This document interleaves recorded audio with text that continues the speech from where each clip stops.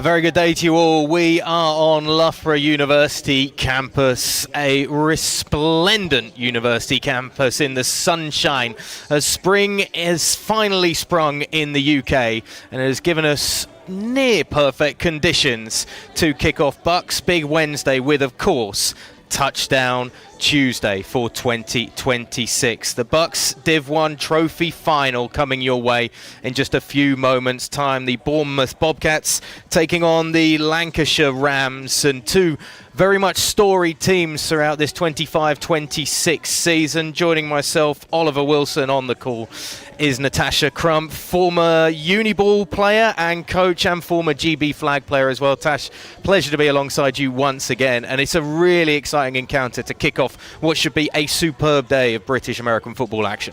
Yeah, it's extremely exciting, mainly because both of these teams are coming in undefeated. You've got both teams at 11-0 for the season, and they've even managed to get some shutouts across the board, with Rams getting some 50 burgers in there. So that just shows the level that we're expecting. I think it's going to be a massive shootout. Both teams getting a score on the board early. That's what I'm saying straight away.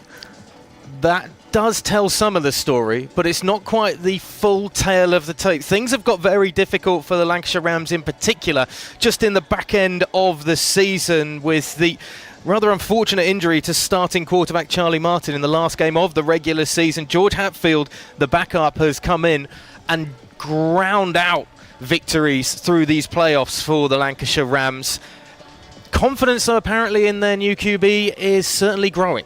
Yeah, definitely. We saw the warm-up, and he looked like he was on good form. He was definitely getting the arm warmed up, because we know that he's got a good throwing game on him. And being part of the Coventry Knicks, I think, has probably really helped him there, because that is a well set up programme. But also, I think having a good set of coaches on board is also going to be something that the Rams are going to be succeeding from here, because you've got Sam Bloomfield, who has been to multiple championship games and has been in that quarterback position, so can really help him get in that position, get in that headspace. And you were saying yourself, Ollie, that Hatfield seems very calm and composed at the moment, which is great. Yeah, that's what you want from a backup coming into the biggest games of the season. Sam Bluefield has created this offensive coordinator position for Alex Challens to really be able to mastermind the offense with Charlie Martin and now George Hatfield. And remember, all of the action today is powered by the Union Jack Classic that is coming up in a few months' time. This is more than a game. It's tradition. It's families. It's generations. It's pure tribalism. It's excitement like you've never experienced. Wembley Stadium 2026. Big moments, big hits, big stakes. Kansas versus Arizona State. Reserve your seats today. Tickets going fast. UnionJackClassic.com. You remember to scan that QR code for special ticket prices, particularly for those that are in attendance and those that are playing in here today as well across the BUCS events this weekend. It's one that won't be missed at Wembley as college football comes to the capital, and the Kansas Jayhawks taking on the Arizona State Sun Devils. But this partnership is more than just advertising the game that's coming up from the NCAA football that's coming across. It's also about providing those connections to Britball and giving pathways to potential talent getting the opportunity to maybe go and play across in the United States and North America in some way, shape or form. Yeah, partnering with Union Jack Classic, I think, for BUCS especially, is actually giving a platform to players and actually showing them where they could potentially end up if they do cross over into America, and actually giving hopefully bringing on an American audience to that university level game, and hopefully some of these players will actually get a shot maybe one day. On your screen right now are the men we hope to see very little of throughout the day, and particularly this opening game led by head umpire Mr. Urban, our officiating crew for the BUCS Div 1 Trophy Final, as the two teams are getting set to make their way out onto this phenomenal playing surface that is very much set up perfectly and immaculately for BUCS American football. The Bournemouth Bobcats wait. It is the frustrating, almost agonising wait for Alfie Burks and co. Alfie Burks will be the flag bearer for the Bournemouth Bobcats, leading them out onto the field. A true honour for a veteran of this programme and an opportunity to make history for Bournemouth today, and Burks will potentially be a huge part of that, as the Bobcats have to wait no longer and they make their way out onto the field here in Loughborough.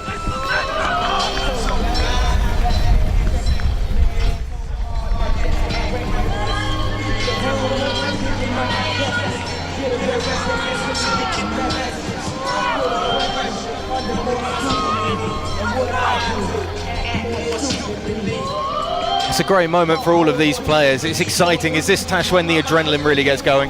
Yeah, it is, and I think we spoke a little bit before this game about the Bobcats and their run to get here, and they started on minus points, and they're having to take every game as if it is a championship game.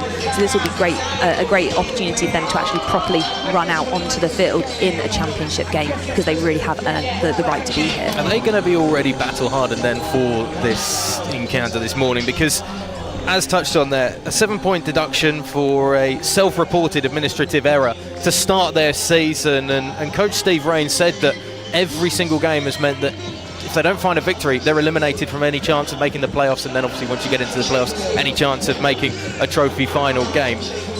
But it's different, isn't it, when the silverware's actually on the line? Yeah, it is different, and I think that's where we've kind of come away from every game, had that celebration, but this is the one that they've actually been wanting to be celebrating. And so I think that because they've had to go through that hard graft, they've had to win every game, they've had to make sure they've put the points on the board, their starters will actually be in good stead coming into this game. They'll have the mentality of, we need to win this, and I think that could actually potentially tip them against the Rams in this situation. And the Rams wait patiently to make their arrival onto the playing surface here at Loughborough. Led out by Abdul Madugu, the linebacker, the team captain, and one of the inspirations on this Lancashire Rams defence that has been elite, in Sam Bloomfield's own words, this season. The Lancashire Rams get ready to take on the final task of the season before the silverware can be presented, the BUCS Div 1 Trophy Final.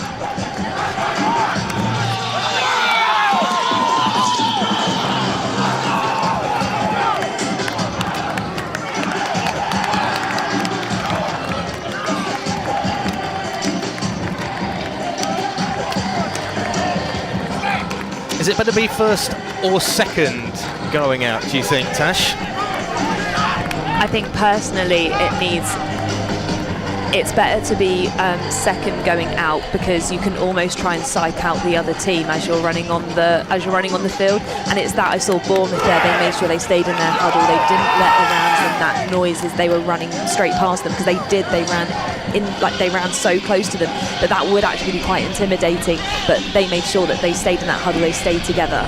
Talking about being together, this is a Lancashire Rams team that's had to be together since that man went down in the final regular game of the season, Charlie Martin, an ex-GB under-19. It has been a rock having him under centre for the majority of the regular season, and they have been rolled slightly by his departure through that horrendous shoulder injury that means that there's no chance of him competing. I mean, Sam even said when we spoke to him before this Tuesday, was he would love to have the ability to at least put Charlie in under centre if they get the opportunity to take victory formation, but even the risk of that, it's just not worth it, because he potentially has so much more to come as well in his American football career. Yeah, I know as somebody that's had a bad shoulder injury during a game that it doesn't matter what's happening, you don't put yourself back in there.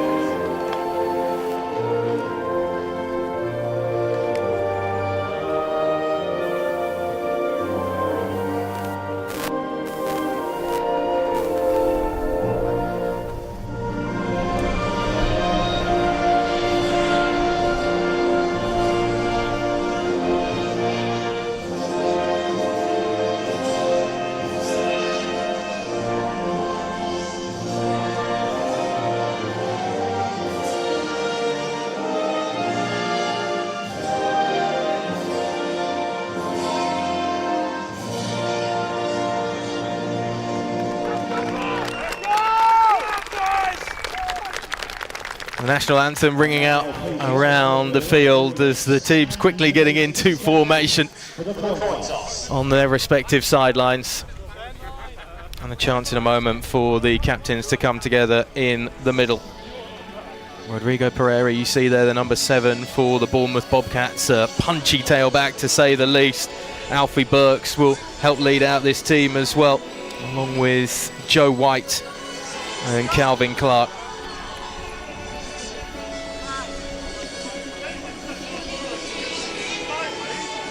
On the other side of the field, you can see there Jerome Darko just alongside his other fellow captains waiting to go. Roy Deneri, the big offensive lineman on the left side of the 4 that will walk out for the Lancashire Rams.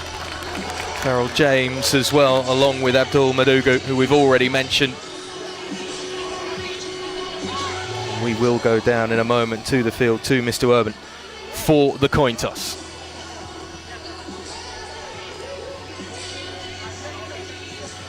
Okay, good morning, gentlemen. Welcome to this National Trophy final. Congratulations on reaching this game and good luck. This is going to be the coin, specially commissioned. We've got the Lancashire logo on this side. This is the Lancashire logo. This is the Bournemouth logo on the other side. This is the Bournemouth logo on the other side. I presume you want your own logo? Yes, sir. Okay. It is Bournemouth. You've won the toss. I believe you want to defer. Yes, sir. You want to take the ball. Which way would you like to kick? We'll kick from that way, going that way. Okay, so face the way you're going to be going then. Lancashire have the first half option and will receive the opening kickoff. No errors on the coin toss from anybody. I have been witness myself to a British American football game when offered the opportunity to take the ball in the first half. It was declined, so there was no receiving of a kickoff in either half for that team. Mistakes do happen, particularly in the heat of the moment, particularly on Touchdown Tuesday, when there is going to be adrenaline running through every single person's body. What would you rather have, Tash, though, going out into the opening drives of a final? Do you want the ball first? Do you want it in your hands, or do you want to wait and see what others do? I'd want to wait and see what others do. I'd want to make sure that you get that you're receiving that kickoff into the second half, because especially if you're going into the half down, you want to make sure that you could actually potentially get a score on the board straight away. And so, yeah, for me personally, it's you want to be receiving it at the start of the second half, especially if you're actually in a good position, you're up on points. That's where you could actually have momentum and push it even more if you then receiving in the second half and starting with the ball. Isaac Woff and Charlie George, then the 2 back waiting to return. They are also joined by Farrell James, the captain and defensive back. One of 3 options aplenty then on the return for the Lancashire Rams, who would love great field position to kick things off. Joe White to kick off for the Bournemouth Bobcats.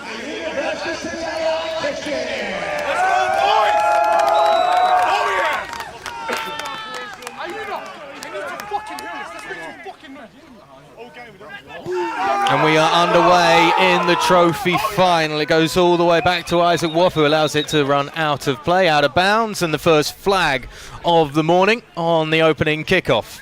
So much for not seeing much of the officiating crew this afternoon, as it's the opportunity then for Lancashire to try and set the tone Illegal procedure early. On the kicking team, kick off out of bounds, 5-yard penalty, re-kick. Confirmation of the penalty on the kickoff, and we will go again with an extra 5 yards in hand for Lancashire. We said there might be shaky starts, but at least it was on the kickoff, and we haven't seen anything else so far.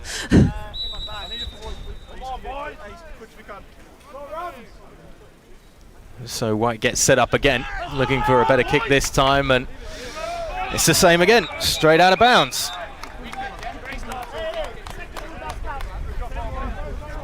And not necessarily the start that Joe White would have on the kicking team, 5-yard penalty, re-kick. Been hoping for, and it's well, a frustrating start, I imagine, for the Bournemouth Bobcats and their coach Steve Rains, who just wants to get this game going like everybody else right now. It is fairly blustery down on the field, it has to be said, and those winds are only going to pick up according to weather reports that we have coming in Doesn't feel like it's the wind necessarily that's affecting these kickoffs though, Tao. No, it looks like it's the angle that the ball is actually being kicked at. You can see it going, the ball actually not rotating through the air and the ball actually going horizontal through the air, and that could be the thing that's taking it actually out to the sideline. Third time's a charm perhaps, as that's into the hands of Woffs this time, and he's going to bring it out from the 20-yard line up to the 30, crossing the 40-yard line and getting close to midfield before he's brought down just inside his own territory. But excellent starting position then for the Lancashire Rams to kick off this BUCS Div 1 trophy final. And now we get to see, after the great return from Isaac Woff, what George Hatfield can do under centre. Calm, composed and never rattled. Almost frustratingly so, some would say, for the man who's going to come out of the gun on 1st and 10 from the 47-yard line. Sends a man in motion to his right. They're going to keep it in the hands of the quarterback for the early pass. Lovely quick release as well from Hatfield. Finds his intended target. Christian Dean with a gain of around about 4 yards on the play. In fact, they're going to give him a 5 instead, and it's going to be second and a very manageable 5 here for Lancashire.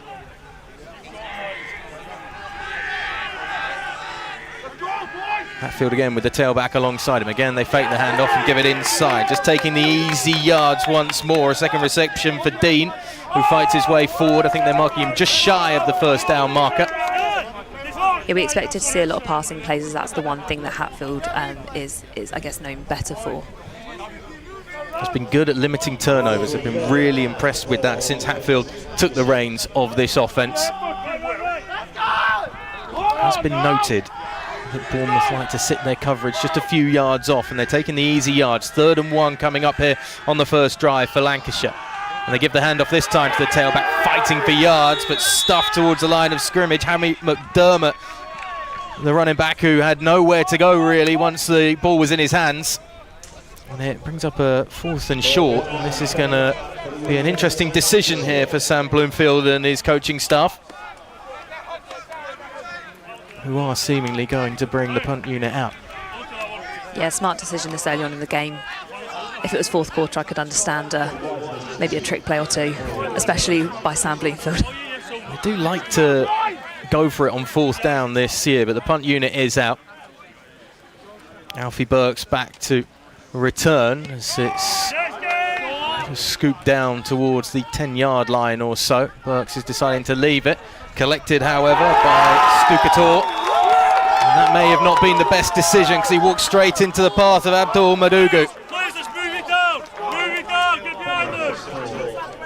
Well, that's probably something that Madugu would quite like to have going into the first defensive drive of the game for Lancashire Rams. An early bit of contact, and a big bit of contact at that. He was relishing the first chance to lay a hit on somebody here in this trophy final. Yeah, we can clearly see just from the stats where, as we said, I think it was their first 7 games shutouts by the Rams defence. So can Joseph Haylock and this Bournemouth Bobcats offence unlock the Lancashire defence? Haylock takes the snap coming out of the gun, sits in a pocket, and he's going to go deep on the first play of the game, but overthrowing his man Alfie Burks down this left sideline of the Bobcats attack. No fear being shown there though by Rains and his coaching staff on the first play of the game.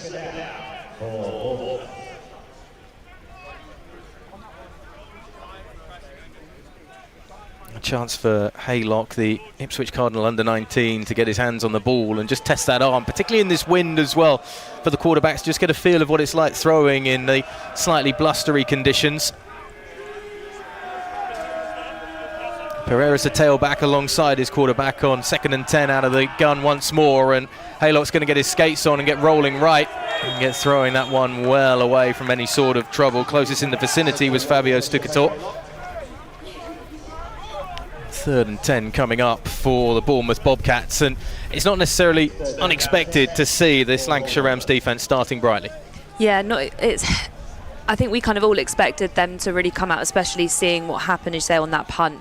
But I think for the Bobcats, they're trying not to do anything too tight and too close, because they're so close to their own end zone. There's not too much breathing room as Pereira once again is alongside his quarterback Haylock coming out of the gun. 3 receivers in the slot to the QB's right. Haylock drops back, again feeling the pressure, so gets out of that pocket quickly and just throws one up down that right sideline and brought in. Superb catch by Tom Richards, the Somerset Wyvern, who is a player who has grown in leaps and bounds over the last couple of seasons to become a big player for both his university and for his Britball side. Yeah, Haylock did such a great job there. If you actually watch, it was a crucial block that was made by the tailback that came in to allow Haylock to actually get that curve out and scramble out of the pocket to be able to get that pass down. Big pickup sets up Bournemouth at midfield then and keeps the chains moving. 1st and 10 as the Lancashire defence showing pressure. Haylock out of the pistol. Flings it short and inside, found a little pocket of space for his receiver, but almost through the hands of Noah Kirby, the tight end. There was a fair bit of zip on that as well from Haylock, just showing that he can put a cannon on the arm as well as having that touch like we saw on the big pickup to get the first down. Sometimes you need those first 2 throws to kind of get out the nerves and then be able to really run it down, and that's what he's showing now. He's showing confidence. 2nd and 10 at midfield. Pereira tucked in behind his quarterback. 2 receivers spread to the left, 2 receivers spread to the right. Haylock throws out to that right-hand side of the field. Stukator has it go through his hands once again. A couple of times he's been targeted so far, and he's obviously been targeted on special teams by Abdul Madugu, but hasn't quite come unstuck just yet for the wideout. Again, it's 3rd and 10.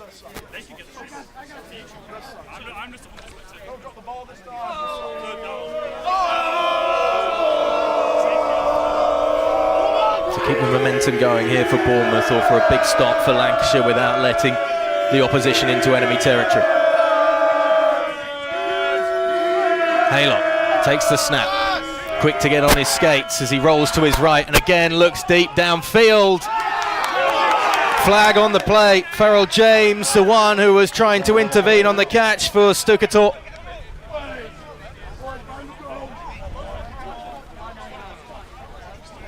It looked like James was playing the man rather than the ball, which may not help his defence, as his protests will fall on the deaf ears of the officials. And a fresh set of downs after the penalty for Bournemouth.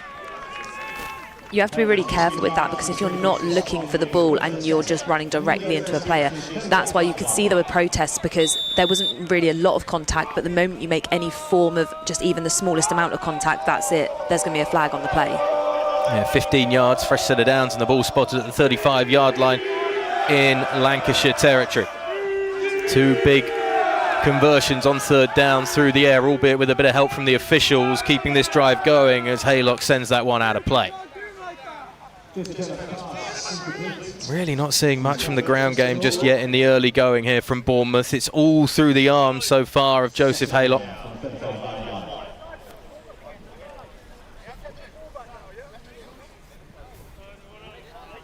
And it's just about working for them on this drive, but it's imperative that they don't end up with 3rd and long continually throughout this game. Spread offense once again. Man comes in motion, is Noah Kirby, the tight end. They do give it now to the tailback. Pereira, who drives his way forward, is a big old body that once he gets moving downfield, he can certainly knock through a few of those defensive linemen. And a pretty decent pickup on the ground for the number 7, Rodrigo Pereira.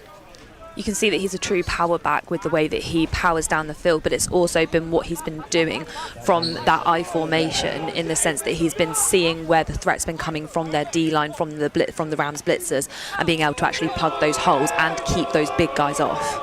You've got to be unselfish, haven't you, as for Pereira today, and making sure you give Haylock the time to make those plays. So 3rd and 6 coming up. Haylock, flags fly as he's caught down in the backfield, brought down by that man again, Madugu, who, if he's given a sniff, he's going to smell blood in the water, and he is going to take down his prey.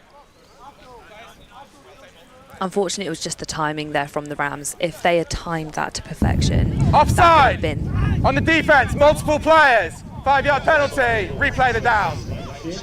5-yard penalty though, with the Lancashire Rams defence just a little undisciplined. Got to love a multiple players call from an official. You gotta love it. It was clear though the Bobcats could see what they were doing, so they managed to hold the snap there just to make sure that they would actually catch those players offside. 3rd and short, maybe 2 yards to go here for Bournemouth to pick up the first down. Haylock taking the snap, and he's just going to keep it in his hands himself and use those legs off to the left side of the attack, and it's a beautiful run from the quarterback, just showing that mobility really for the first time. We've seen him get flushed and keep plays alive already, but actually using his legs to pick up extra yards, and that's the other X factor that so many of these young quarterbacks have in Uniball.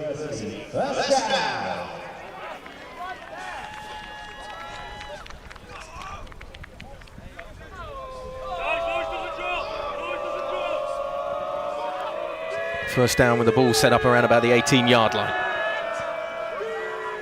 Again, it's that spread offense out of the pistol for Haylock and the offense. Same formation, and Haylock keeping it in his hands and taking the easy numbers down to Alfie BUCS. Stop maybe 3-4 yards shy of the first down, but again, another good way to just get your wide receiver stroke quarterback involved in the game. BUCS can fill in at quarterback if required today. Yeah, and this is where we might see later, potentially, do the Bobcats have something up their sleeve with a dual quarterback situation. 2nd and 3. It's a grinding drive this, not only for Bournemouth to control the clock and control possession, but also for that Lancashire Rams defence. Haylock, again, looking to roll right. There's nowhere to go, so he has to cut back up inside, and maybe got close to finding the first down. It was a short gain. We'll wait for the spot from the officials. And those chains are moving. And it will be 1st and goal from the 6.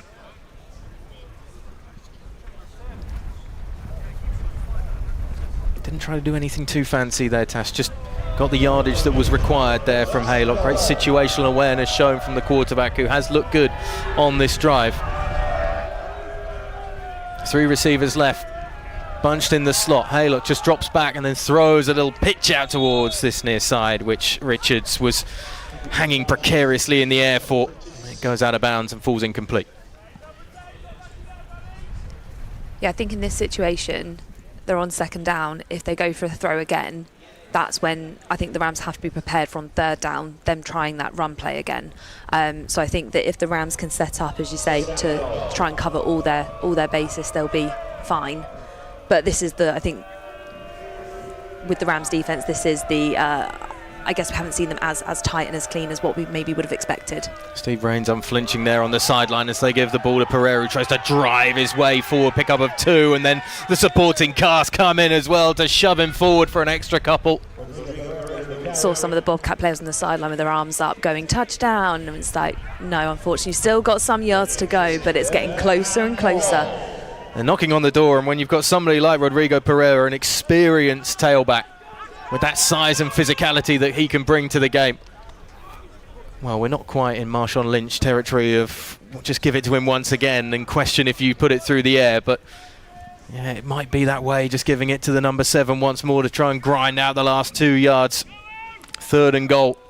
Be huge to come away with the big numbers off this drive.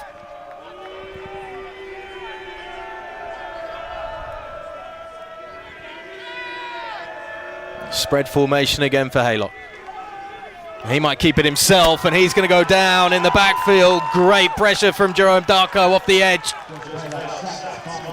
Quickly in on the tackle and making sure he made it as well. No chance for Haylock to escape. And it's a big loss on the play. Yeah, I think they were trying to go for a bit of misdirection there so that Haylock could then scramble out of the pocket and be able to then pop it over into the corner, or run it in himself. But that just didn't happen. They managed to read that perfectly, the Rams defence. Joe White comes out to try and take the 3 points and put them on the board at least. And about a 23-yarder coming. Not a great snap. It's an awkward one, to say the least, for White. And it's no good. That's a huge stop for the Lancashire Rams defence. They made a habit this season of putting zeros up on the board for opposition. Yeah, that's really unfortunate. If you watch the snap in this moment, it bobbles along the floor, which means that unfortunately the ref there in that replay is just blocking it, but it actually bobbles across the floor a little bit, which means then that that your holder is not able to then get the grip that they need to be able to place the ball perfectly. And he was already mid-run up. Can't do anything with that.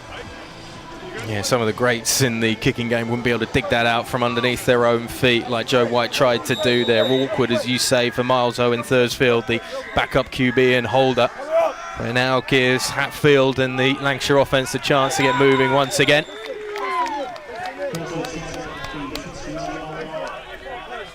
Christian Dean continues to be targeted. We were discussing actually about some of Hatfield's more preferred targets. Tigers at Waff is certainly one of those and has been considered a safety blanket, but he's actually been looking towards Dean quite a lot so far in this game as we start the second drive for Lancashire. Around about 4 minutes to go in the first quarter. 2nd and 7. Field on the rollout, but unable to find his intended target. Closest to it was Charlie George.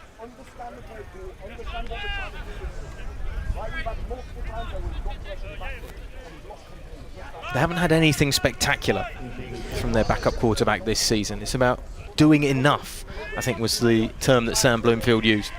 Yeah, I think it's exactly that in this game. They're taking those short yardage. They're not actually looking for some miraculous long pass. Again, it's in the hands of Hatfield. He goes looking long this time, but into double coverage. Hope maybe optimistically of a flag or two coming as the Lancashire Rams coaches continue to make their protests. Angus Slater, the intended target, but it's called incomplete. And 4th down and a quick 3 and out for the Lancashire Rams on their second drive. Unfortunately, with that one, I think the reason why the flag hasn't been thrown for that one, but it was thrown against the Rams, is if you actually look at it, he's already sliding down. The ball was never going to make it to him. So actually, there wasn't any form of interference because he was already partially on the ground. Yeah, Dean maybe an uncatchable ball for the receiver. And the punt unit has to come out once again. 2 back to try and return for Bournemouth. It's a low line drive. They'll be collected around about the 40. Is that BUCS bringing it forward and finding room off the left side, and BUCS making his way up towards the 30-yard line before he's forced out of bounds at the 28. Superb once again on the return for the Bournemouth Bobcats. It's Alfie BUCS who's just getting those wheels moving and limbering up for maybe something special this afternoon, and he's straight away into that offensive huddle and ready to go for a Bournemouth Bobcats offense that not only will they be frustrated that they were denied on that first drive of the game after taking it almost the full length of the field, but the Lancashire Rams defence will have had very little time to get a breather back. Yeah, I think that's what's going to be going to make this easy for the Bobcats, is the defence yet to have a breather, but we're actually seeing Fabio Stukator is just struggling, one of the starting receivers for the Bournemouth Bobcats on the sideline. We'll try and keep an eye on that as Haylock comes out on 1st and 10. Throws it out towards the right side. It's into completely open space, and had Gabe Winesman been able to get a jump on that, he could have potentially been bringing that all the way back the other way, but just thrown into dead territory in the end. And this is where the Bobcats really actually need to start to pull something together, because not getting that score in the first in their first set of drives that they were so close to, they'll want a score now off of this one. If they don't, will that momentum actually get lost? 2nd and 10. Haylock bringing a man in motion in the form of Tom Richards, then fires it out towards that side where Richards was. He wasn't the intended target, and it falls incomplete as Kyle Cook couldn't get his hands on it.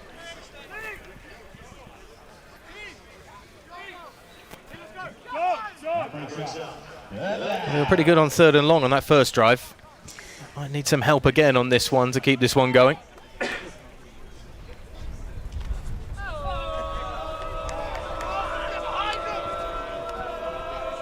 That Lancashire Rams sideline trying to make as much noise as possible.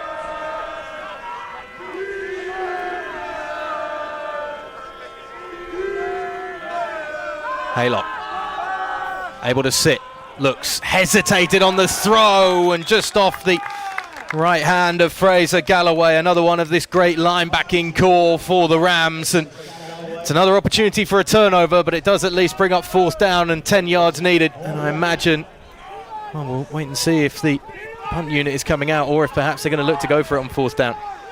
I think they'll go for it. They're bringing back on BUCS, and I think that they haven't actually made any other changes. They haven't brought out their punt team. They're definitely going to go for it. They're far enough down the field that if they don't make it on this one, they are covered.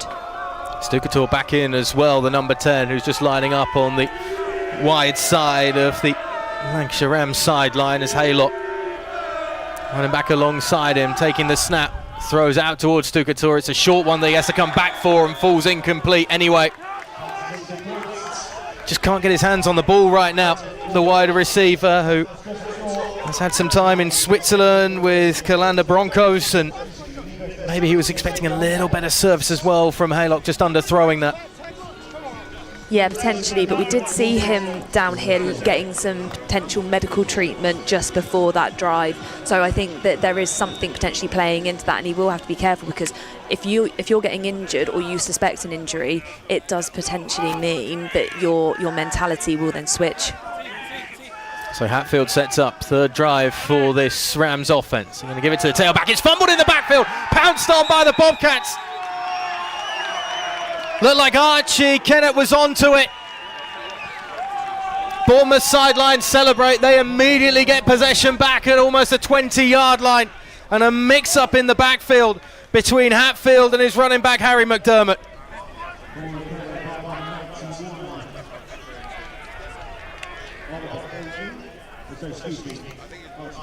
If we watch this replay, it's the jet sweep situation that happens. You've got Charlie George coming across that actually knocks the ball out of the hands, and there's a complete mix-up there.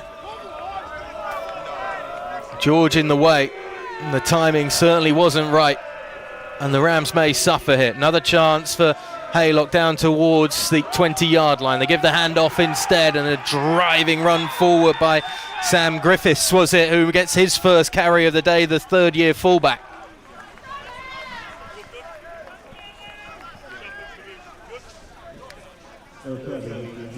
That'll build up a bit of momentum for sure as the chains get moving after the excellent pickup on the ground. Ball spotted at the 12-yard line. 1st and 10 for the Bobcats. Two tailbacks this time. One behind Haylock, one alongside is Pereira. Tight end as well, Noah Kirby going in motion. And they give the handoff once again to the diminutive fullback Griffiths, who is stopped rather more abruptly than the last time. Keeping that Rams defense honest as he ran into Robin Paya.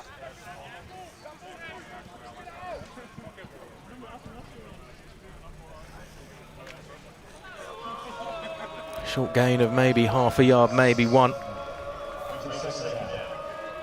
They're calling it 2nd and 8. Haylock keeping the running backs around him for protection and for a bit more service as well. Kirby again going in motion. Again they give the handoff. And again Griffiths just lunging forward through the centre. They're really trying to wear down that D-line, really trying to get the linebackers pushing through so that they either have space or create those running lanes. Because at the moment, the Rams defence are being ran into the ground. Getting towards the end of the first quarter, a minute 30 to go here at Loughborough University. Third down and about 5-6 yards needed, according to the chain gang, as Haylock takes the snap. Will break out to the left once again. He's got a great edge set for him, and Haylock waits for the signal. And they're going to mark him down inches short of the touchdown. That was so well read there by Haylock. If you actually look as he rolls, if you're watching as he rolls out, so he takes the snap and then manages to completely catch everybody off guard. But not only that, he's got his two blockers that do their job so well, that just open like the Red Sea to allow him to get down to that line. I'm quite surprised they didn't call that in, but well done to the Rams defence there for managing to scramble quick enough and get him down. It's about as close as you can be without being in as well for 6, as Haylock has got 1st and goal from the inches mark. Big set in behind him as they come out from under centre. This is surely going only to one place. Pereira takes the snap, tries to fight his way forward. Touchdown call from the official, and it's 6 points on the board for Bournemouth Bobcats, who finally make a drive down in opposition territory, count for something on the scoreboard. They didn't leave us guessing too much. Rodrigo Pereira was always going to be receiving that with the big fullback in front of him, and it was just about opening up that lane down the centre. Yeah, the moment we saw that formation come out, you knew that he was straight under centre. They were either going to be tush pushing or they were going to be having that lead run coming out. And so yeah, a good spot there in terms of what they needed to do, but also really great for Pereira to be able to get those 6 points on the board, just because of the work that he's been able to do. BUCS coming in at quarterback for the 2-point conversion, who's going to keep it in his hands. Edge not been set this time, and he's brought down behind the line of scrimmage. Gabe Weissman, one of those in who was first and foremost there just to slow down Alfie Burks, just showing some of the trickery that we touched on with Burks' ability to play wide out, return man and quarterback as well, but it doesn't come off that time for the 2 points. This is the touchdown again. Driving and falling forward as fast as he could to make sure he got that ball across the line, Pereira. And we have a first score on the board then in the BUCS Div 1 trophy final. It is the Bournemouth Bobcats leading the Lancashire Rams by 6-0.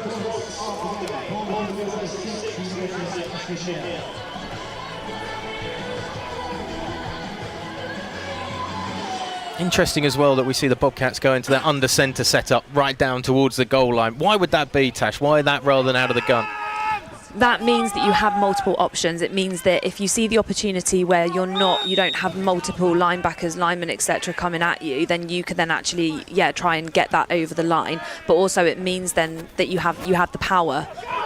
You're basically setting up a V to be able to push forward. James bringing it forward on the kickoff return. It's a pretty good return as well that gets him to around about the 38-39 yard line, but unfortunately looks like he's a little slow to get up after the contact. He will limp his way over to the sideline, the defensive back. And important now to see what the reaction is from Lancashire. And let's hope that's nothing too serious of Farrell James and it is just a bit of a knock, because you don't want your defence, who have actually been playing so well up until that score, to go down. What can Alex Challens, the offensive coordinator, dial up here as they do give it to the tailback on first down? Harry McDermott forcing his way forward for a gain of around about 3-4 yards on the play.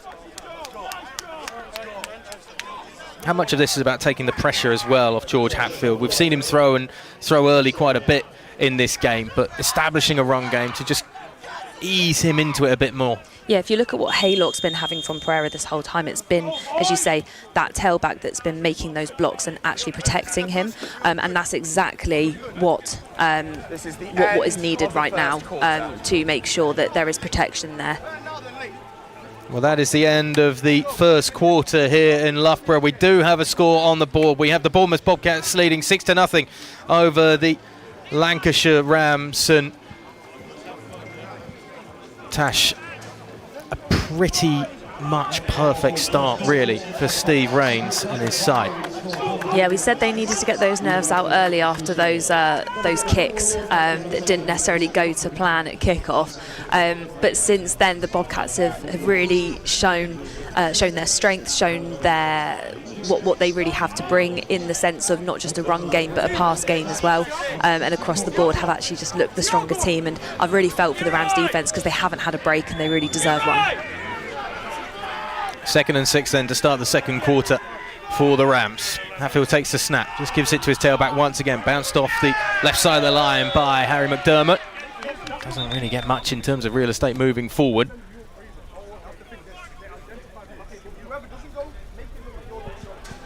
Just a discussion being had between the officials and the Bobcats sideline there.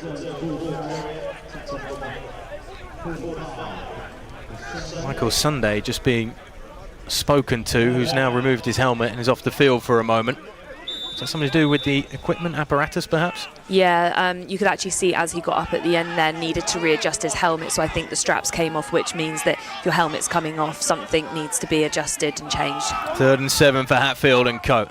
It's a better delivery, but again it's off the hand of Angus Slater, who felt the pressure coming in from behind by Calvin Clark. Great coverage, just making sure the receiver was aware of his presence unable to be brought in for the fresh set of downs, and 4th and long coming up for the Rams.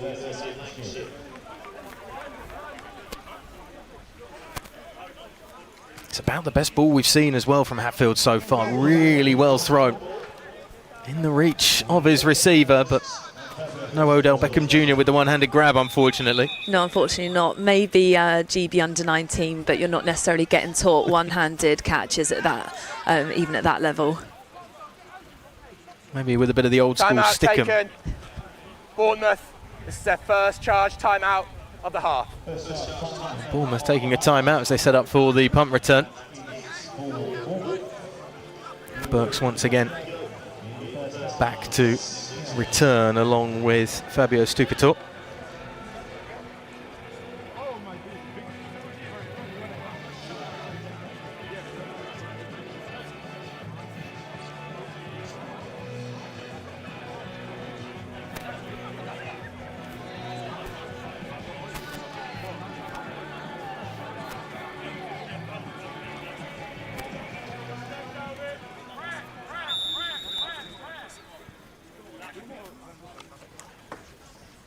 Another punt then for the Rams.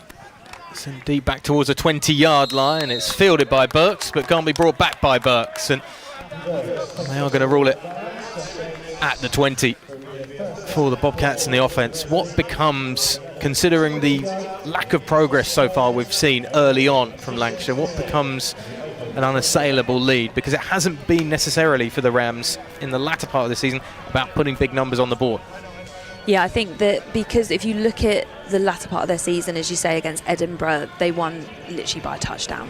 And so if Bournemouth that now go another touchdown up, and that's just in the first half, you've really got to start saying, is that third touchdown now then 2 out of reach for what the Rams will be able to then put on the board themselves? Bobcats come out of the eye, under centre. They give the handoff to the charging tailback that is Griffiths, who almost found a bit of wriggle room off that left edge.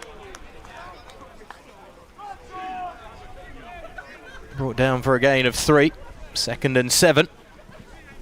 He's been a great addition just on these last couple of drives, hasn't he, Sam Griffiths? Third-year man, as I say, running confidently and helped out as well with some of the blocking in front of him, including Pereira. Yeah, having a group of backs that, yes, are tailbacks, but also can fill in those fullback positions to be able to help and give people a break, give people a rest, but also just give those power moments. It's really important. Haylock gives it to Griffiths, able to bring it in, and he's got acres of space in front of him, breaking into the secondary and brought down at the 39-yard line. Big gain for Griffiths, and the Rams able to get to him, but not before he gets up towards midfield. And a new set of downs as well to keep Bournemouth Bobcats and their offense chugging along. Yeah, the Pereira-Griffiths combination there is just working for them every single time, and I think especially if we see the wind pick up at any point during this match and we can see the BUCS banners flying, they will really be relying on that run game, and them two seem to just be connecting and working together right now. It wasn't the easiest pitch to take as well. It was slightly behind him and almost kind of juggling it as he crossed the line of scrimmage, but it works out. 1st and 10. They give it to the man who is becoming a bit of a bell cow for them right now. Is again surging forward for a pickup of 6 on the play. And you said it earlier, just at the end of that first quarter, it's not just about the time of possession, having the score, it's the grind as well from these punching runs that are hitting you in the gut time and time again, as the Rams have just got a player down on the field for the moment. Yeah, you really need to give your D-line and your linebackers a break, because they're the ones that are taking those big hits, and they're the ones that are having to not only use their energy to be able to get to the player, but also use their energy to get those players down. And on the offense, they will have more momentum because they are running at you. You just have to try and stop them. You are basically a barrier. And unfortunately, the Rams D-line have basically become a battering ram. And that means that if you're not giving them the break, so if you're literally going 4 and out you're going 3 and out every single time, you're not then actually able to have the break, have the rest, have the recovery that you need to be able to keep coming out and being in that position. Gaz Shadwell just being helped off the field there, part of the line-backing core again for the Rams. They don't need to lose any more key figures, that's for sure. There's a few that have already picked up some bumps and bruises in this trophy final. Two tailbacks once again just surrounding Haylock. Wonderful extra layer of protection as well as he comes out of the gun. And he's just going to roll to the right. They're going to keep the ball on the ground, and he's going to keep finding an avenue as well up into the secondary once more, brought down around the 40-yard line in enemy territory. And Haylock showing his running backs, anything you can do, I can do better, and a little bit faster as well, perhaps. Yeah, I think that's what you get when you have a QB that can not only pass but can run. It means then you've got a dual threat. And if we watch this replay, it's the moment that he gets that ball, he's following, again, his two lead blockers, and that's what we've been seeing time and time again. He's been utilising those running backs to just create a lane, open up those passes so that he has that clear running lane. And it was actually a great tackle by Ben Comber there to make sure that he didn't, because that could have been so in for a touchdown. Junior Thomas is the tailback coming out of the I formation, the rookie fullback who doesn't get it, but Pereira does on the little fullback punch up the middle. Pereira again falling forward for another good medium-sized pick-up of around about 5 yards or so on the play. Yeah, the Bobcats tried to fake there to get the Rams to do a bit of misdirection and come over to the side, but unfortunately they were all still stuck in the middle, and that's exactly where Pereira went. Interesting, they're mixing up the personnel. I know Griffiths has been given the ball quite a bit and probably needs just a breather on that sideline, but have the confidence in the rookie in Thomas as well to be part of this backfield in the early doors of this trophy final. Haylock takes a snap, looks for the quick throw out to the wide receiver screen for Cook. Broken up almost as soon as he brought it in. Really didn't have anywhere to go as the Rams defense flooding to that side of the field.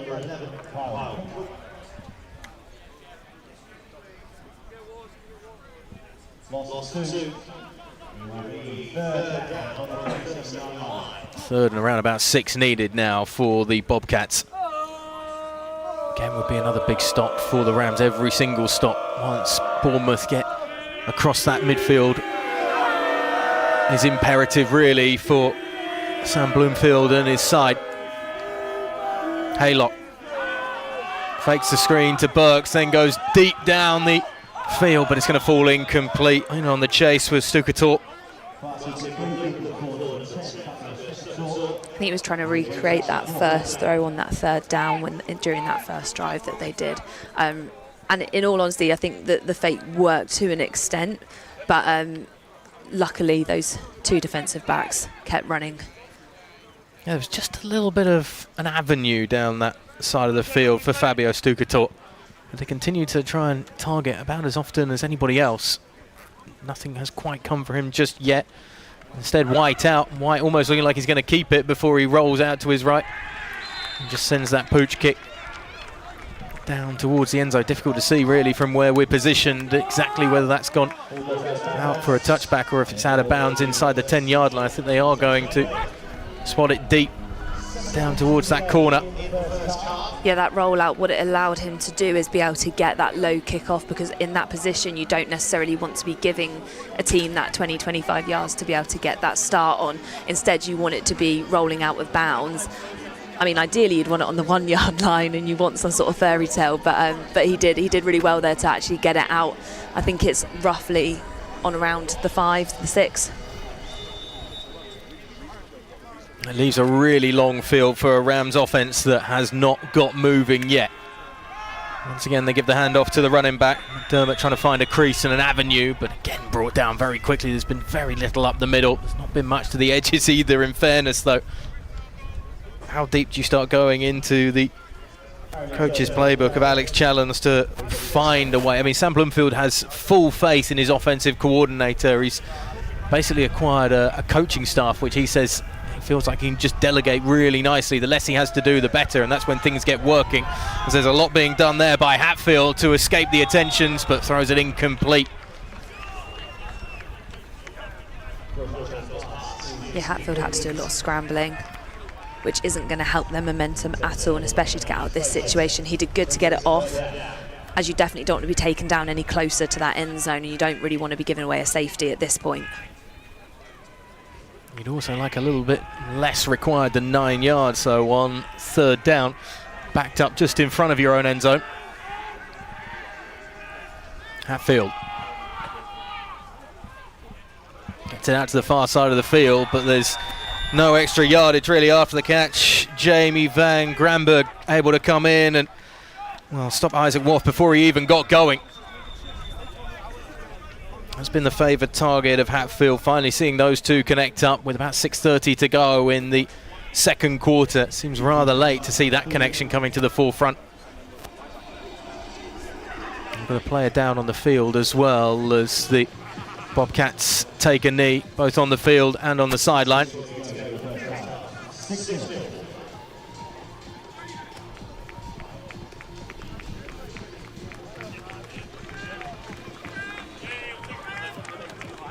The officiating crew of BAFA always thanked for their services on these days. They're going to be busy as well because we've got two big battles coming up here on Touchdown Tuesday at Loughborough to continue the action from University ball here. Ethan Honor making his way off. He'll need a little bit of extra power perhaps, like this game is powered by the Union Jack Classic. Of course, you can get special ticket prices for all those in attendance and who are willing to scan the QR code as well throughout this broadcast. As the punt team is out for the Rams, who are backed up almost on their own end zone. It has to be taken in his own end zone in the end from Wiseman, and he just gets a short one that floats out and gets a favourable roll at least up to the 48-yard line, not out of their own territory, but that could have been a hell of a lot worse in terms of the special teams unit. And Wiseman at least forcing the Bobcats to go around about half the field to get another score on the board.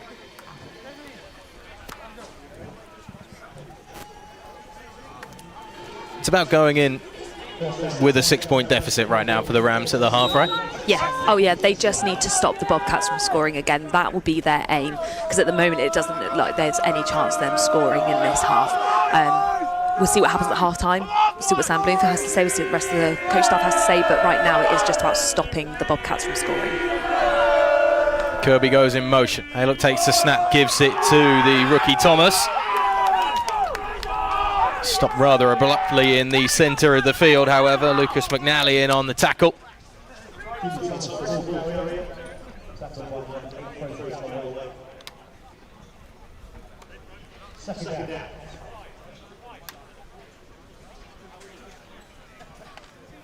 No gain on the play. 2nd and 10 then for the Bobcats.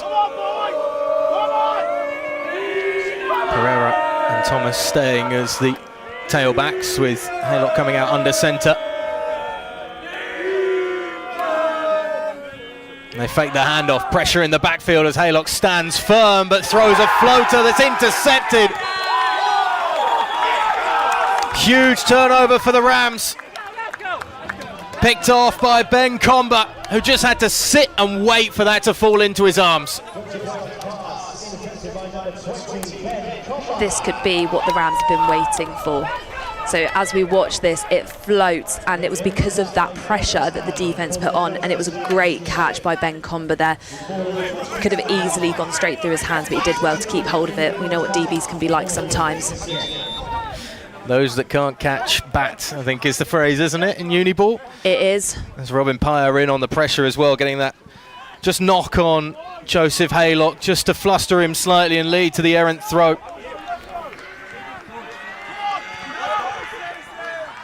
Hatfield out once again. Once again they go with the ground game to get the drive moving forward slowly but surely. Gain of maybe 1.5, 2 on the play. I think the thing that I'd like to see from the Rams is a bit of adjustment. In that situation where you are blocked up, is there a way to bounce out? Is there a way to actually get some movement around? Sometimes you're already there and it's too late, but I think that that's what I want to see more of from the Rams, if not this half, in the second half, is just a few little adjustments. It's a spread offense once again for Hatfield, but there's no real room inside in that running game, so they go to the air this time. Caught by Christian Dean. A reasonable pickup to make a far more manageable 3rd and 3 for the Rams offense. What would it mean just to get a fresh set of downs, get this drive starting to move, particularly with the clock ticking down here in the second quarter with 4:20 to go? It would mean that you're not relying on your defence. That's what it would mean. They need a break. They deserve a break. Let's get a fresh set of downs and let's keep the offence on for a bit longer to try and get that momentum going and that build-up happening. Hatfield gives it to McDermott. He finds a bit of extra room this time before a gaggle of defenders bring him down, but not before the first down. That's actually exactly what we were just saying about the adjustment of going around the outside, not necessarily always going up the middle, and that was perfect. Saw the gap, saw the hole, saw the blockers, was able to actually go upfield, make space, and like what we just wanted, a fresh set of downs. Fresh set of downs, ball around about the 35-yard line for the Rams. Hatfield, quick pass out to his receiver on the screen, brought in by Dean. A squirm and a shake for a pickup of 4.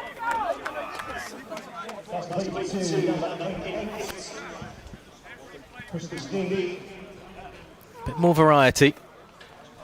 Maybe the game just starting to slow down a touch more for McDermott and for Hatfield in that backfield. I think that's the thing, they don't need to rush. The more they can get this time down, the better. Hatfield might look for something big here. Pressure coming off the edge, and he was hit as he threw by Archie Kennett. Trying to stand strong and poised in the pocket, but maybe just need to take that extra step up, George Hatfield, as the pressure off that right side of the defensive line from Archie Kennett did enough to disrupt the QB. Yeah, we've seen him do some great rollouts and actually get away from the pressure, but that time just couldn't seem to move his feet quick enough to get away from it, but also had it coming from both sides. Talk about a guy who's seen the game slow down. Archie Kennett in his breakout season has been exactly that, as Hatfield goes to the air but throws it over Angus Slater.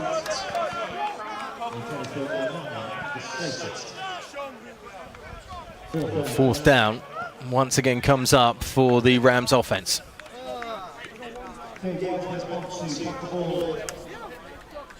Well, it's a break of sunshine through the clouds at least for Lancashire, just getting the drive starting to move down the field. But that defence is perhaps going to be called upon once again for a discussion to be had, much like Charlie Martin and George Hatfield are having down there on the sideline. We haven't quite got the Microsoft Surface tablet for everybody to look at, but capturing what they can on the mobile phone. So that one's going to be fielded by BUCS and brought out from the 21-yard line. Makes the first man miss, but not the second, down at the 34. And flags fly on the field.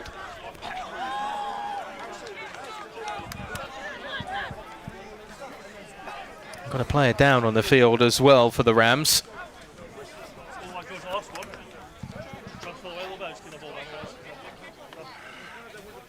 Alfie BUCS there on screen. He has been a bit of a During the kick, for Bournemouth, hasn't he? holding, number 45, return team. 10-yard penalty from the end of the kick. First down, Bournemouth. Holding called on Michael Sunday, so the Bobcats will get moved 10 yards back. In the meantime, you've got Farrell James just slow to get up once again, not for the first time either, and you hope that he is going to be able to continue and be a presence on that defence and on special teams for the Rams. He's able once again to move off to the far side of the field under his own steam, but not for the first time and maybe not for the last time either if he's going to try and heroically continue through all these bumps and bruises. In the meantime, it's that Bobcats offence that come out after the turnover, has that just unsettled Joseph Haylock, who's back out of the gun once again. And he's trying to be very much unsettled as he went looking for Alfie BUCS. And he was maybe an inch away from finding his wideout, who you touched on a moment ago was starting to come to the forefront in this game. We've seen a lot of him already this morning, and BUCS almost was taking that one to the house. Yeah, did a great job there of getting deeper than the DBs. That's exactly what you want from your wide receiver, is somebody that can actually get deeper, go quicker, and be on the end of that ball, because the DBs are nowhere to be seen.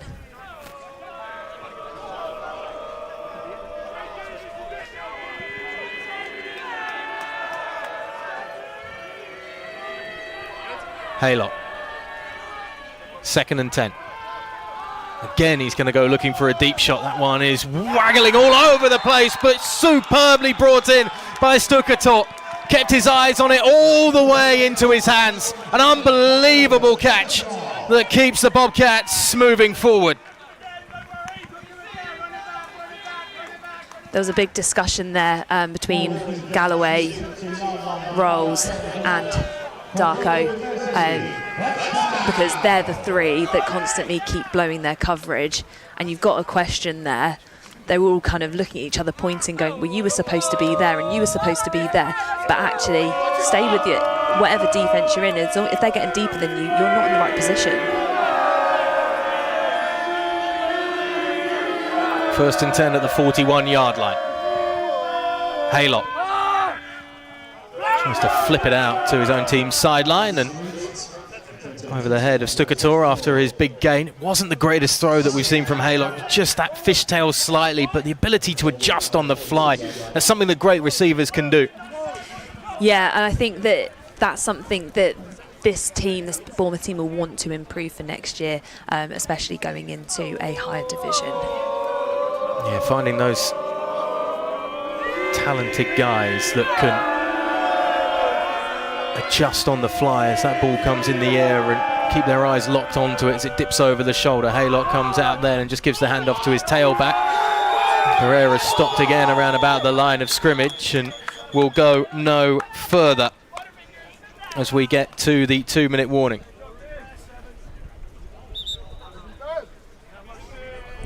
My time. This is the 2-minute warning. At 2 minutes exactly, Lancashire have 3 timeouts, Bournemouth have 2. And of course, everything today on Touchdown Tuesday is powered by the Union Jack Classic. American college football invades London. University of Kansas Jayhawks, Arizona State Sun Devils. 2 powerhouse teams face off at Wembley Stadium in the Union Jack Classic on Saturday, 19th of September, 2026. Haylock taking the snap. Short one, it's in and out of the hands as the pressure was coming. Isaac Nishimurewe unable to keep hold of that, but when you sense 3 bodies all prowling around you, it's difficult to concentrate maybe on the task at hand. 4th down now for the Bobcats after the incompletion on 3rd down.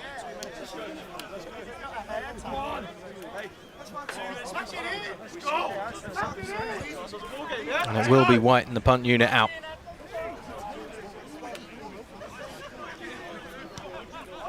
A little more conventional from White as it's fielded on the move by Isaac Woff, who makes the first couple of men miss and then finding that room up the sideline and forced out of bounds at the 40-yard line. There's some contact after he'd stepped out as well. Flags fly on the end of the return. That's another just momentum gainer for the Lancashire Rams as we wait to hear what the penalty's exactly for.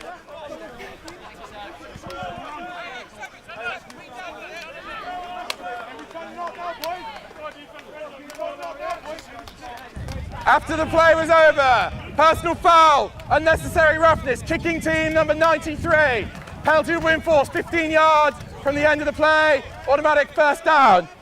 Boys. 15-yard penalty suddenly marches the Rams right into perfect territory to start this drive after Joe White just letting his emotions get the better of him. The ball on the 24-yard line. This is the sort of field position where with 1:42 to go in the half, you can afford to take a couple of shots if you fancy it.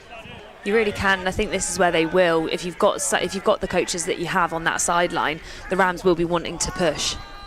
That field goes short on the wide receiver screen, just trying to bobble around the blocker and his own man there was Christian Dean.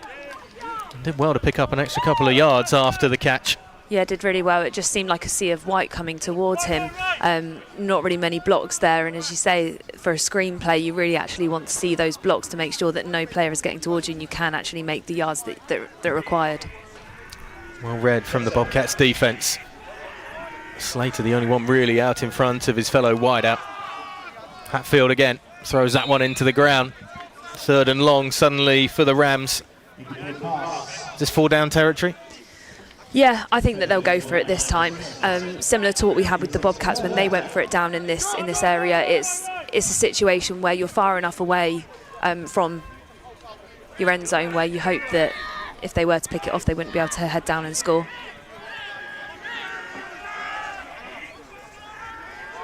Out of the gun once more for Hatfield on 3rd and long. He's going to roll out to his right. And throws right, and it's off the paw of Dean and incomplete. Once again, a lot of white bodies providing a lot of good coverage and a bit of pressure as well for Hatfield to deal with. You'd also kind of, I think, want more from your receiver at that point, because similar to what we had earlier where we saw... Lancashire, this is their first charge timeout of the half. Timeout there taken by Lancashire. As we were saying, we talked earlier about your one-handed catches. You're not exactly in your Odell Beckham Jr. phase right now, so it's probably best not to go for the one hand and really utilise going up, because that's where you'll get the momentum to actually push yourself up to jump, because he did get his fingertips to that ball. I couldn't work out if it was protecting himself almost, of getting a hand onto it but not bringing it in with the coverage coming down on him, or if it was just maybe fancying himself to make that one-handed grab. Either way, perhaps caught in two minds, Christian Dean. Difficult to really bring up the mental thought process in those brief flashes as James Aubrey-Williams is coming out for the kick. It's going to be a 39-yarder for Aubrey-Williams. Needs a good snap and hold to help him out here. And it looked like the Bobcats went early as the kick is good through the uprights. Flag on the play in the meantime. Just wonder if the Rams might take the 3 points. Yeah, with the fact you've scored it, you probably wouldn't want to retake it, would you?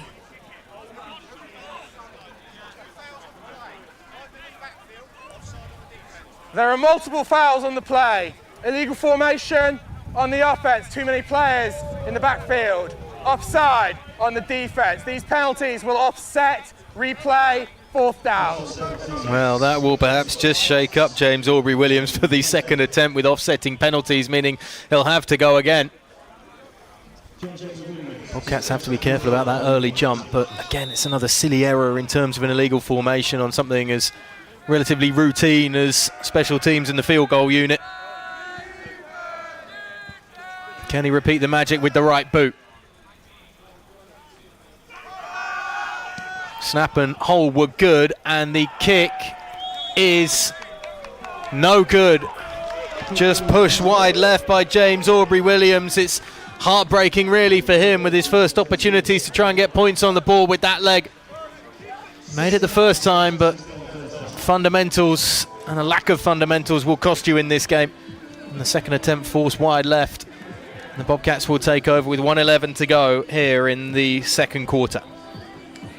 I think the Rams will be really disappointed with that, because especially getting the score on the board, you're thinking, yes, got the 3 points, maybe we can push something more. It's as you watch it here, I think it's that pressure from the two rushers, and that's what Bournemouth have done really well, is they have been rushing people and getting, with that one, got the timing right, and they actually got really lucky with the fact that that they did have an illegal formation, which meant it offset their offside. Haylock then with one last chance perhaps to get extra points on the board and extend the advantage before the half. Rolling and looking and throwing that one away comfortably to the sideline. Steve Rains still got it. In fact, it's not Steve Rains, it's one of his assistants down there. Never lose it though, do you, Tash? Some do, but... You never lost it though, right? If my shoulders wouldn't, fly the moment I tried to catch a ball, then yeah, I would be. If that could count, I was good party trick that. Yeah, I always say that. Just use my shoulder instead of basically boot the ball with my arm. Haylock comes out on 2nd and 10. 1:11 to go in the second. Again has time and touch and picked. Floated too much to Gabe Wiseman, who's bringing it back down the sideline. And the Rams defense are strong once more.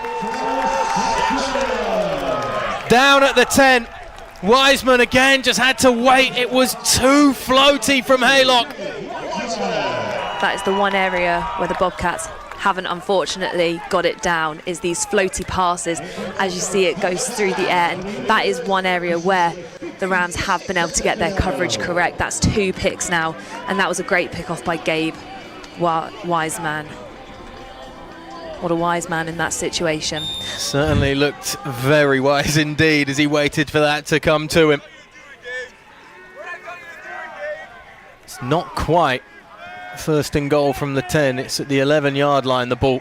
So there is a chance for a fresh set of downs if they can get 10 and get knocking on the door. They'd love 6 right now, however, it comes here though. Hatfield again flushed, and it's a rather limp-wristed throw to just get rid of it and bring up second down.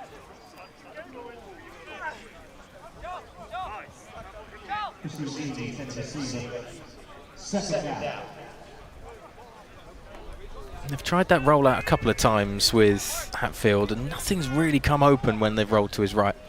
No, he's been getting more field and more game when he's been rolling out to his left or just trying to go down that left side.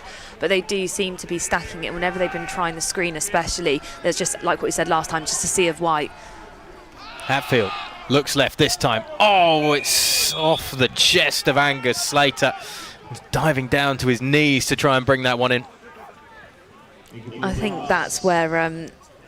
yeah, he's really trying, Hatfield, to get the power in there, but it's almost going down towards the ground, which is then a really awkward situation for any receiver, because that is just going straight at your chest, so you can't really tuck it in, but you can't really get your diamond going. It's always bad if it's bouncing off the pads. 3rd down and 10 then. Hatfield almost picked off as it's dropped by Vangerenberg. The linebacker just sitting in that spot. It was thrown right on his numbers as well. But a chance perhaps still for 3 points to come on the board with the special teams unit coming out.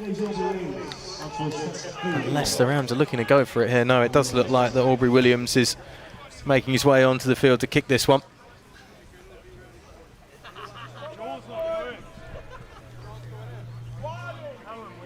Can't fault the snap and the hold on those first 2 field goal attempts, that's for sure. It's just been good pressure on that second attempt from the Bobcats that perhaps just caught Aubrey Williams off guard slightly.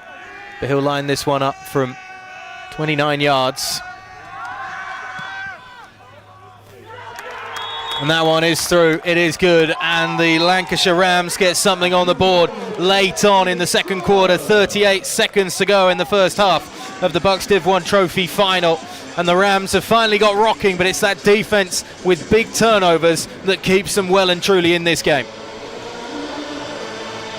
Yeah, if we just watch this again, like what you've been saying, Ollie, it's the snap and the hold that's got them through this and been able to actually get them those points on the board. Because we see the Bobcats in their first try, it was that bobble along the ground that meant it was no good. And unfortunately, with when they missed that retake of the offsetting flags, with that one, it was just veering to the left because of the pressure. So yeah, really great there from the Rams to get a score on the board, and Sam Bloomfield there will be, I'm definitely thinking, a lot happier with that. Well, you know Sam pretty well, don't you, from your time up in Manchester? I mean, his thought process and going into this half, does that 3 points, does that change it much for him going into half-time, or is it the same storyline that he was going to read to his team at the break? I think it's still going to be the same storyline. Sam is a coach and a player that has had a lot of situations where he's had to come back. He's been the underdog. He hasn't been the person that people think are going to succeed.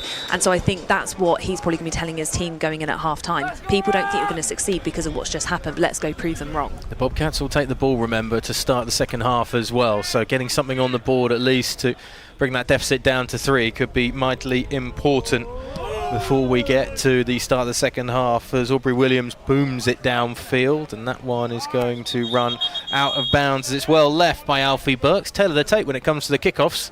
Just got to keep it inside those hash marks for safety's sake. I don't know what it is from kicking from that spot and down there, because that is the 3rd, 4th time this has now happened.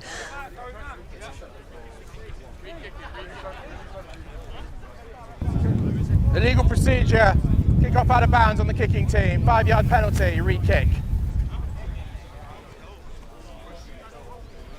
So we go back 5 yards. Well, that might be the reason why. I mean, it is blowing towards that side where the kickoffs have been going out of bounds, but I can't imagine it's so much.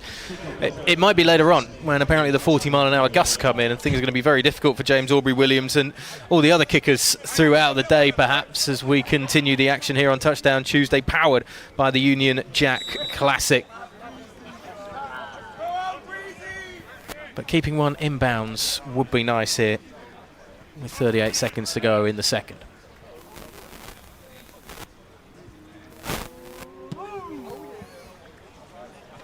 It's a far better kick, and that's going to be fielded at the 5-yard line by Stukator.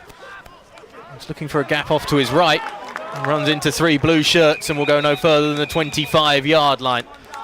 Still time for the Bobcats in this one with 31 seconds to go.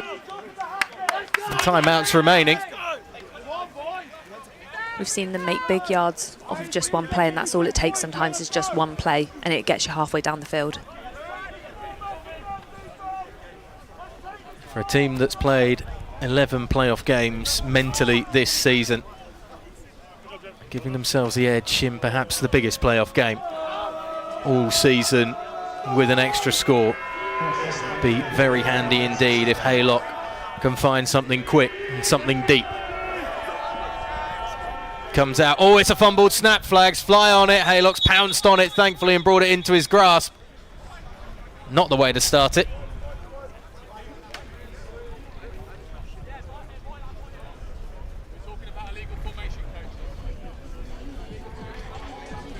You just heard a snippet there from the officials. Mr. Urban just having a check with the sideline about the call.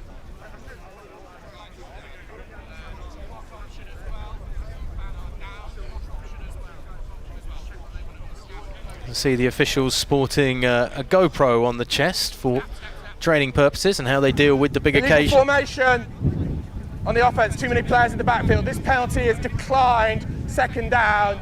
Lancashire are behind in the score, therefore they have a clock option and have elected to have the game clock started on the snap.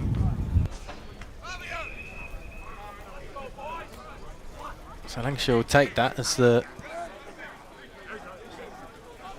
Bobcats Timeout will take a timeout Bournemouth. themselves. This is their second charge timeout. 2nd and 10 then. After the fumbled snap and the flag wiped off by Lancashire. A chance for defensive coordinator George Foster to just gather his crew, the Sheffield Sabres coach. Won a national championship with the Manchester Titans in the BAFA Prem. Somebody's nodding quite confidently at that and very enthusiastically, shall we say, alongside me, Tash? The many times that I've done Brit Bowls, it's some of the Manchester Titan ones especially have been, I think, the most memorable, and I think the first one that the Manchester Titans won, for me, that was definitely the most memorable. They were the underdogs in that situation. They were coming in, nobody expected them to do well, and it was kind of the start of like the North actually being noticed again since what were the Tamworth Phoenix, now Coventry Phoenix, since they kind of had their short reign over the Londons.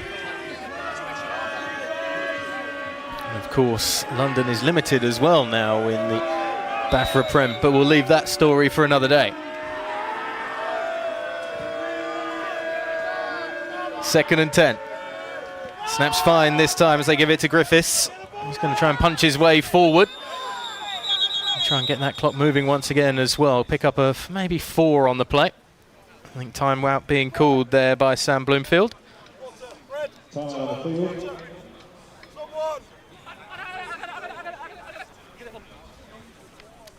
Timeout taken.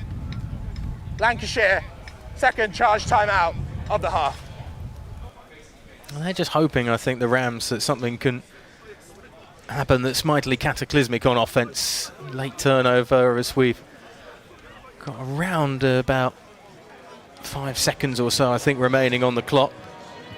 That timeout was called very quickly as we were still ticking down with about 10 seconds or so remaining. I mean, the question is are Bournemouth just going to want to see the time?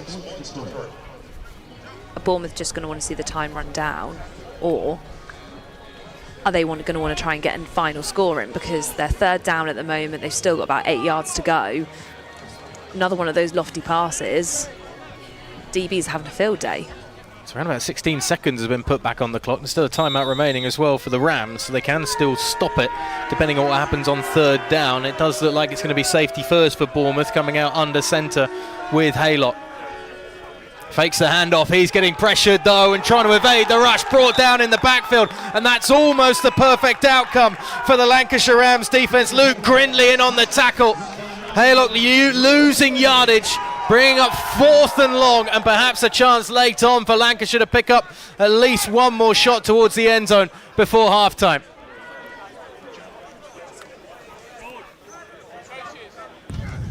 Timeout taken.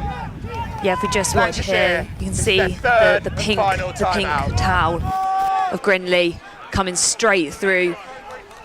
You could see that there was a path that the blockers were trying to make for Haylock, and it just didn't happen, and Grindley was straight through there. There was no one blocking him. There was an instant path for him to get through and get Haylock down. Griffiths completely missing that as well. He continued to go to that right. There was a pass, as you say, that the running backs wanted to take, and then Bournemouth. This is also their final. The pass that Grindley was deciding that he was going to make, and he made it work for himself. Great extra effort as well, just to make sure that he got the legs and the ankles of Joseph Haylock. Throughout this second quarter, the Rams defence has really found an extra gear or two. Yeah, they've been the ones that have been keeping the Rams in this, and it's every single opportunity that the Rams have had has actually come from what their defence have done. So they've got the 2 picks that put them in great position. They got the 3 points from that second one. They're now in a really great position to. I know that they're going to be punting Bournemouth, but if they can then rush this and get that, you never know what can happen with a messed up punt. So if they can actually get something from this, it will be incredible. It's going to be punted away by Joe White. It's a booming kick, hangs in the air before it's collected by Waff. It's out of bounds on his side of midfield. It's going to take an almighty shot if the Rams want to take one, or they too might decide to play safe and just run down the last few seconds here, considering how far they are. Operator, please reset the game clock to 3 seconds. There are 3 seconds remaining in the half. Yeah, I think in this situation they want to play it safe. It's quite surprising because Bournemouth did play it safe in that situation. They had all of those players in the backfield lined up alongside the QB getting ready to do those blocks, and it still didn't pay off. But I think that the Rams in this situation will just want to play it safe. They won't want to give the Bobcats an easy pick or anything like that.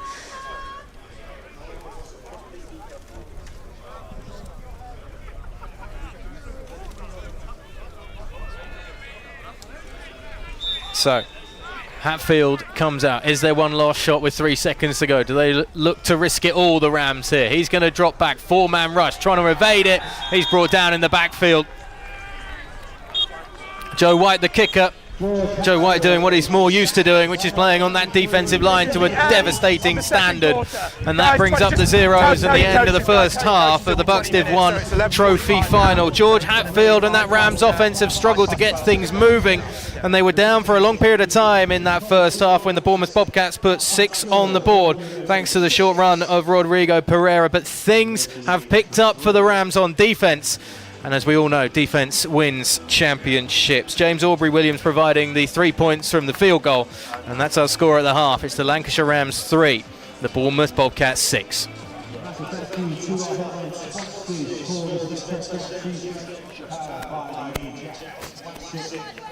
Well, it's the start of a huge day on Touchdown Tuesday here at Loughborough University. And just a reminder that all of this is powered by the partnership between BUCS and the Union Jack Classic. This is more than a game. It's tradition. It's families. It's generations. It's pure tribalism. It's excitement like you've never experienced. Wembley Stadium 2026. Big moments, big hits, big stakes. Kansas versus Arizona State. Reserve your seats today. Tickets going fast. UnionJackClassic.com.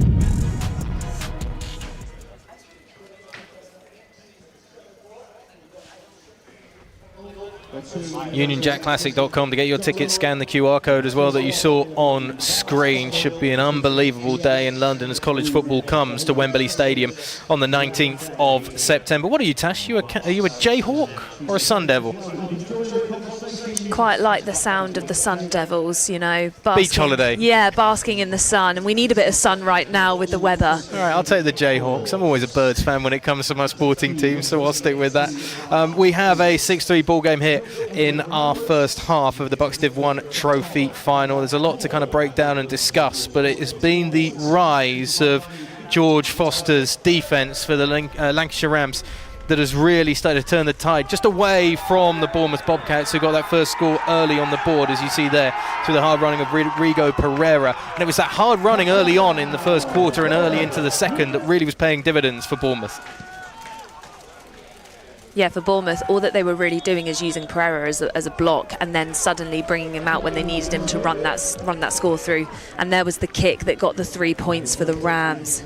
That was the one that James Aubrey-Williams just pulled to the left after he'd made one a moment before that. Unfortunately, offsetting penalties meant that the down had to be replayed once again, and unfortunately for Aubrey-Williams, unable to convert. He got it right eventually, though, with a second opportunity late on in the second quarter. To half the deficit after a failed 2-point conversion after their touchdown for the Bournemouth Bobcats, and then that sack at the end as well from Luke Grindley, just giving a bitter taste in the mouth of the Bournemouth Bobcats offence that at halftime would have really fancied themselves to have had a bit more momentum than they suddenly have at this point, because, as I say, the Rams are starting to flourish. Yeah, they really are. They're starting to come out. I mean, we knew that their defence were going to be a big factor within this game. We've seen it kind of with the shutouts that they've had across the board throughout their 11-0 season.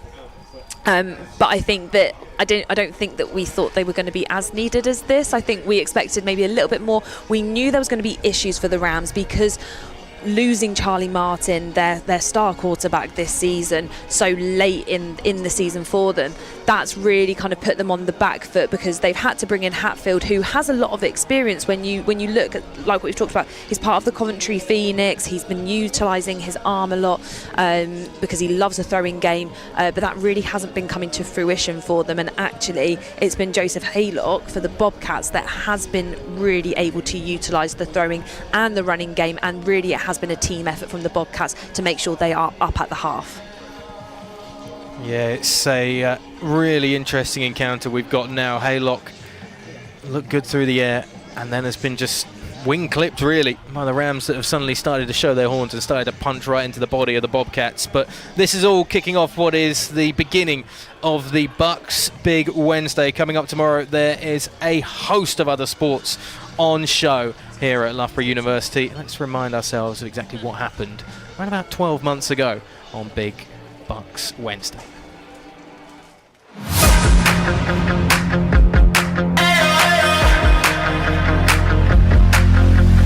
Here we go, it's a dangerous show. Leave it all on the floor, let's roll.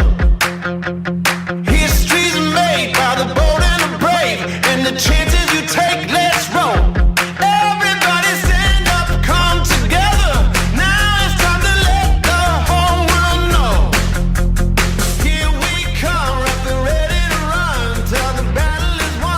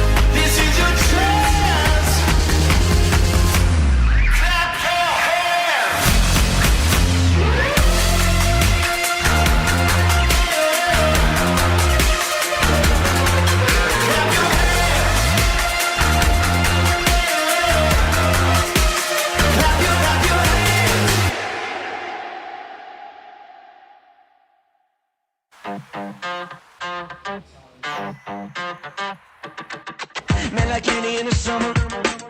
Don't act like a bummer.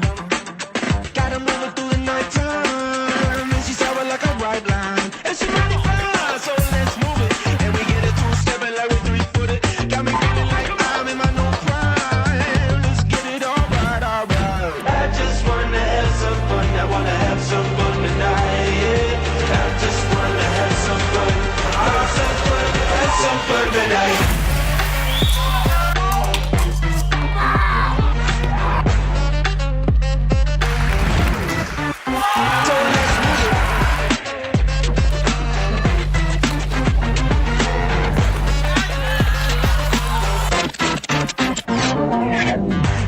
Like a venom, got me rocking out denim. Gotta move it through the night time, like it's the only one we gonna find. I just wanna have some fun. I wanna have some fun tonight. Yeah. I just wanna have some fun. I wanna have some fun tonight. Yeah. I just wanna have some fun. I wanna have some fun tonight. Yeah. I just wanna have some fun. Have some fun. Have some fun tonight.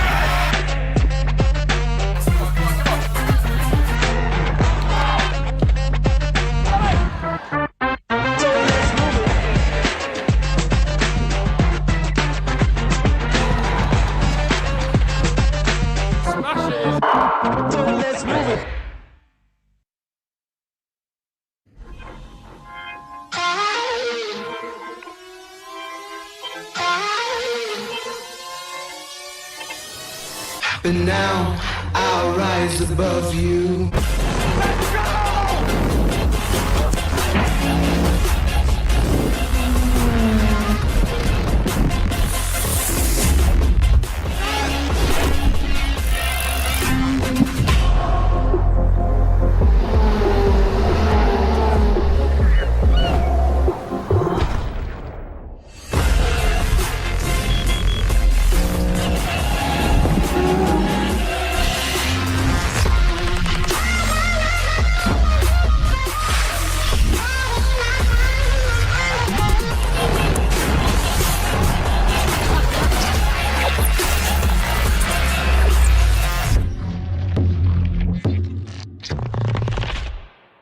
This is more than a game.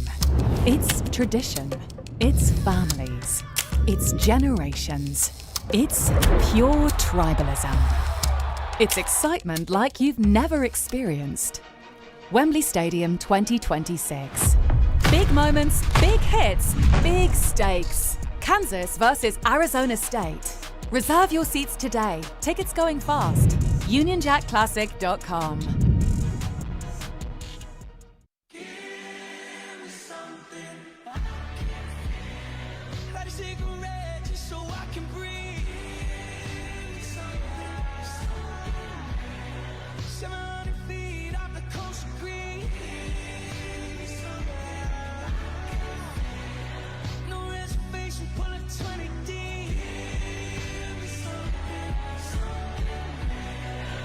Trade it all just to be at peace.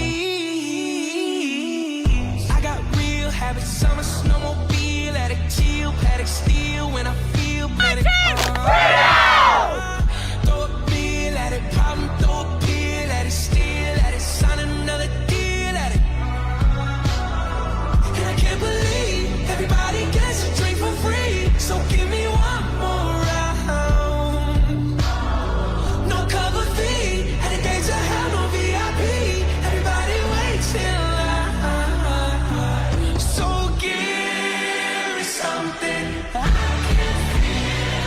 Cigarette just so I can breathe. I'm a silly siren, can a human need. Whiskey lullaby just to fall asleep. And it's what I want, it ain't what I need. Got everything, guess I'm hard to please. I would trade my life just to be at peace. They've done it again, and they've done it in style. Guess I'm hard to please. I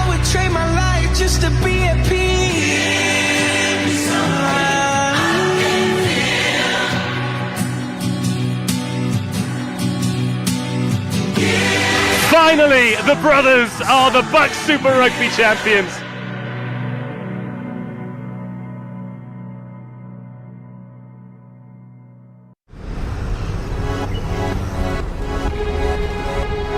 Welcome where it all began, Torino.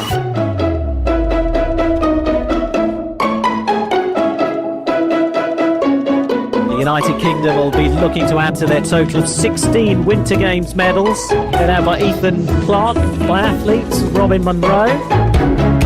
Over the next 10 days, we will celebrate the Magic 11 winter sports across the beautiful Piemonte region.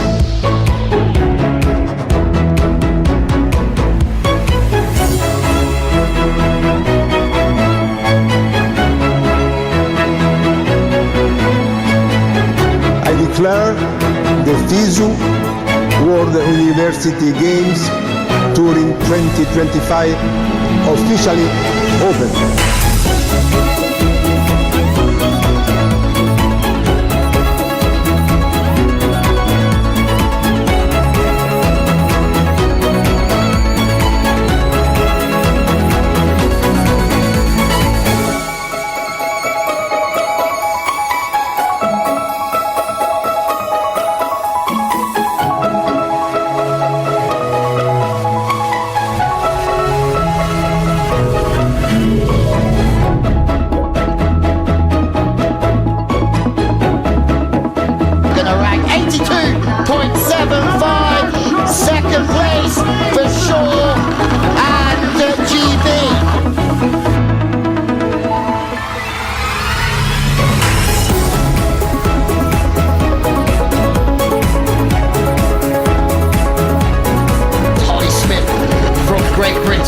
Into second place, 78.25. Ends the match and puts it out of reach for Germany. And so Great Britain become the first ever World University Games mixed doubles champion. You will never forget about Torino 2025, the greatest edition ever. American college football invades London. University of Kansas Jayhawks, Arizona State Sun Devils. Two powerhouse teams face off at Wembley Stadium in the Union Jack Classic on Saturday, 19th of September 2026.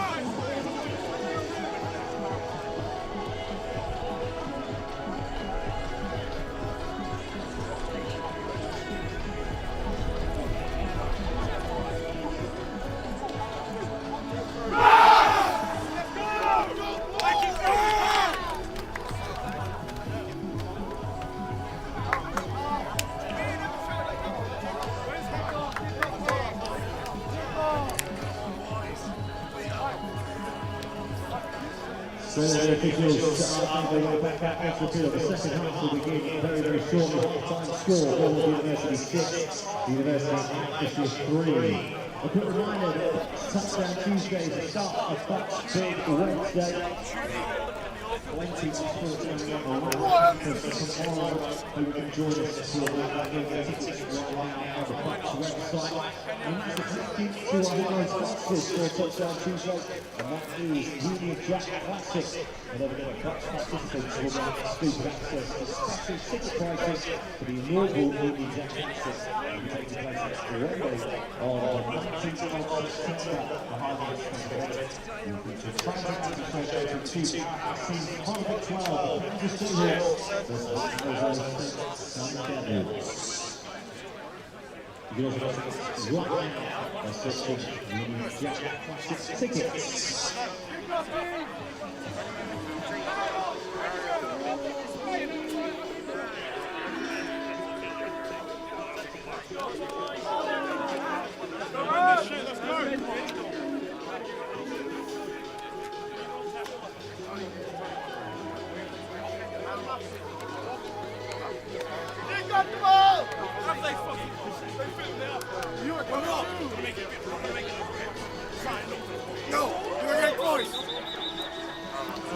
Welcome back to Loughborough University. It's the Lancashire Rams 3, the Bournemouth Bobcats 6 in the first of our 3 games here on Touchdown Tuesday, powered by the Union Jack Classic. There you see, just on the far side of the field, Steve Rains, the head coach of the Bournemouth Bobcats, who will, I imagine, be the slightly happier of the 2 head coaches at half-time in terms of the scoreline, but won't be too happy how that game has evolved over the first 2 quarters. No, I think that if that had continued in the way that they started, I think he'd have been very happy, but I have a feeling there was probably a stern talking to with not only the offence but the defence as well, trying to get even further stops, making sure they get some picks in as well. I think that that's what he'll be wanting now, and especially seeing as he has a close relationship with Sam Bloomfield, being his ex-head coach at GB Under-19s. Yeah, it's a handshake that we want to see at the end of the game, that's for sure. Is this going to be returned by Isaac Neshamirewe? And he makes a decent progress down the left side for the Bobcats, who take possession to start then this 3rd quarter. Always a little nicer when you've got that lead, even if it is just a 3-point cushion, but then you start with the ball in your hands in this half, and we'll see if they go away from that inside run game that very much came to the forefront for the Bobcats as that first half draw on, or if they will perhaps just unleash Joseph Haylock once again, if they can give him that protection that again was slightly more diminished towards the end of the 2nd quarter. Yeah, I think they'll be really looking at Pereira in this situation to actually get those blocks in again, because if they can start this how they started the first quarter, that's what we saw. We saw it being really heavy on that running, and we're seeing that again with 2 in the backfield.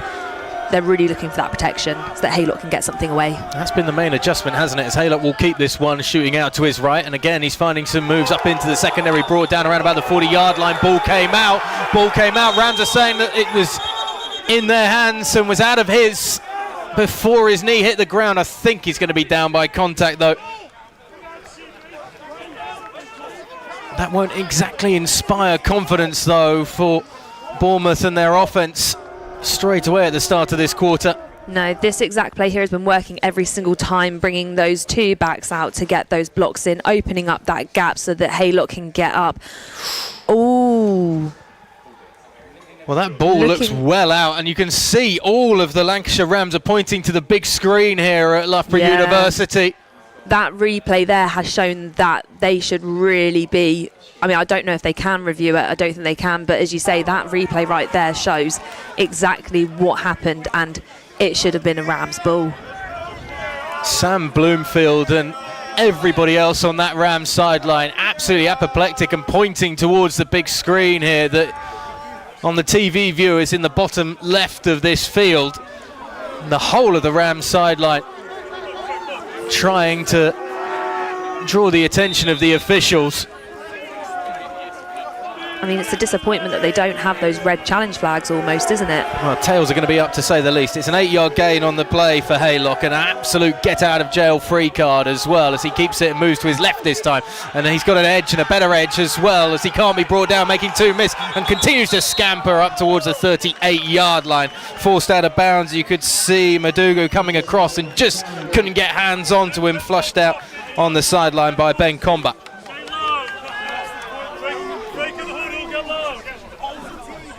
That's a good gain, and that's just one that will settle the nerves a bit as well for Haylock. Yeah, definitely. It was a replica of that that play they came out with on the first drive, but just to the left instead.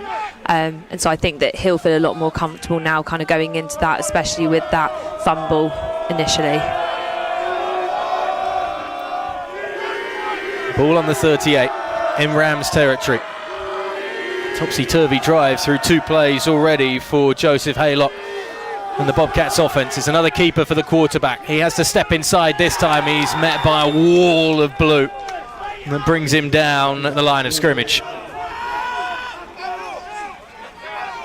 Matthew dealt one of those that was in on the tackle, but there were about 3 or 4 other pairs of paws that got their hands on the mobile quarterback, who's been entrusted to keep that in his hands still after the fumble that was missed by the officials down there on the field.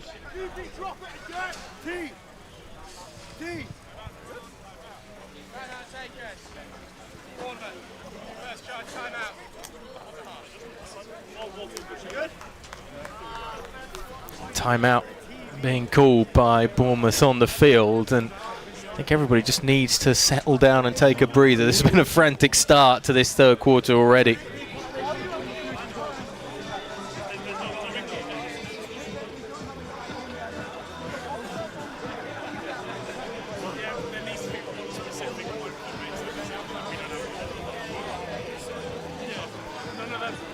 No seemingly real reason strategically for the timeout here from Steve Rain and the Bobcats sideline.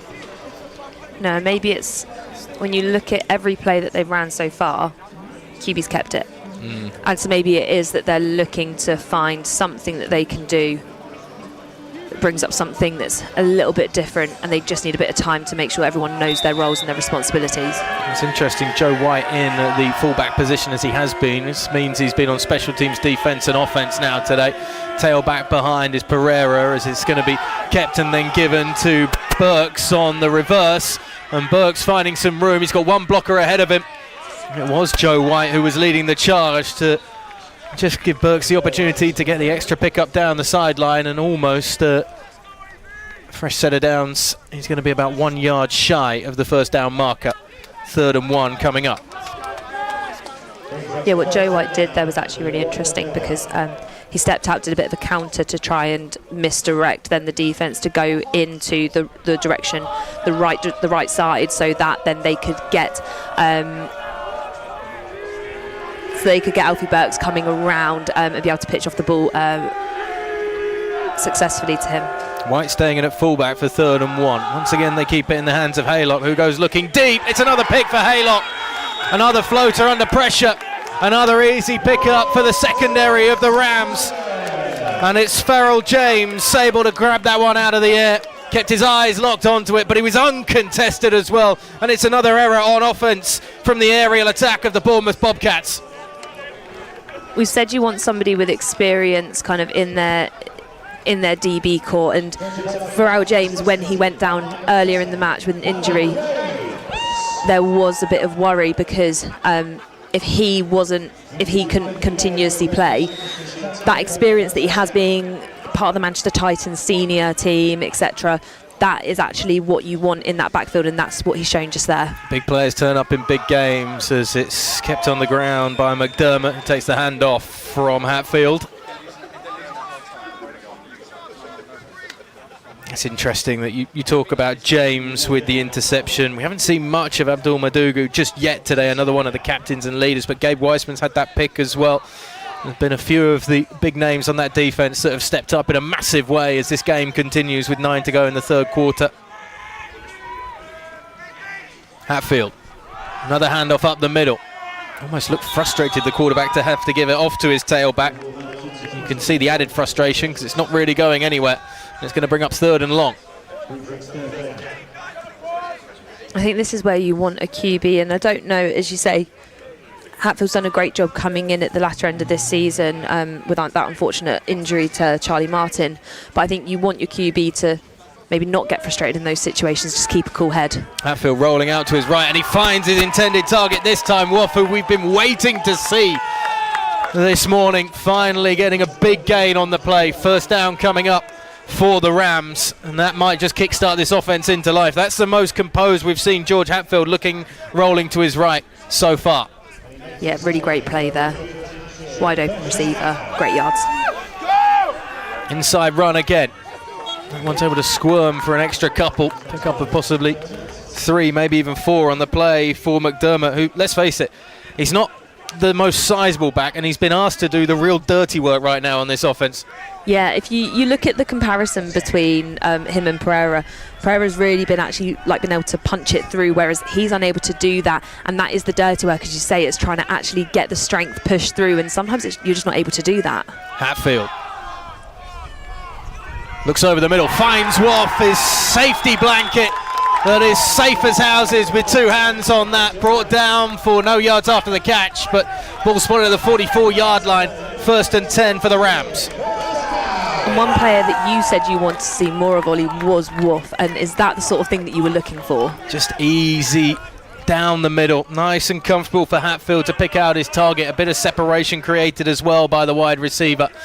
Hatfield goes again. He's got some confidence with the arm. He finds Woff for a 3rd time on this drive, but that one's stopped for a loss of 2 on the receiver's screen. It may be, and again, it seems like we've had a few criticisms of George Hatfield, and it has to be stressed how impressed everybody has been with his ability to step up. But it may be that 3rd time wasn't necessarily the charm going to that ever-faithful receiver that he loves to use in these playoffs. He's going to look again through the air. He's going to go looking for Woff again. There were hands on the coverage from Jaden Wilson. No flags fly, however, as Woff's kept at bay, and the ball falls incomplete, and 3rd and long coming up for the Rams. I think in that situation, if you feel a DB's hand on you, don't put the hand back on them, because then that will cancel it out. They won't give you the flag, whereas DB's hands on you, your hands are down. That's the potential. Talking of hands, the jazz hands just coming out there from Calvin Clark as the defence for the Bobcats gets set up on 3rd and long, and Hatfield's flushed out to his left, does very well. He's got a lot of room in front of him. Has he got the legs to get there and pick up the 1st down? I think it's going to be just about enough, or it might be a gain of 11. See if it's a favourable spot. No move yet from the chain gang, who start to make their way forward. It is a 1st down. Excellent work from George Hatfield.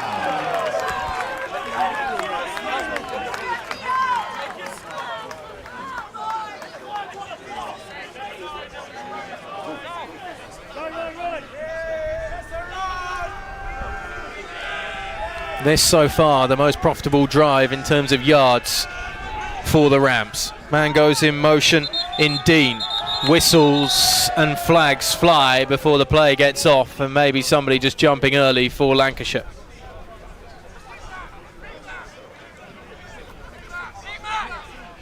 Prior to the snap, false start, 62 for the offense, 5-yard penalty, still 1st down.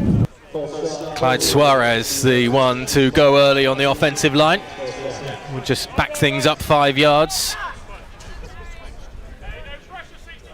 It's really not what you want in this situation where you've had such momentum going forward to then be pulled back 5 yards, and now you've got to make 15. it's not great, and you really need your linemen in that situation to have that discipline. Hatfield with the spread offense. Looks for the quick throw to Dean. He's got blockers, but only for maybe a yard or so. 3 white jerseys coming to him all at once.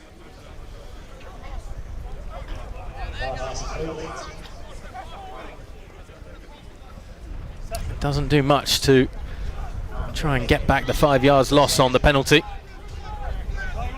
2nd and 13.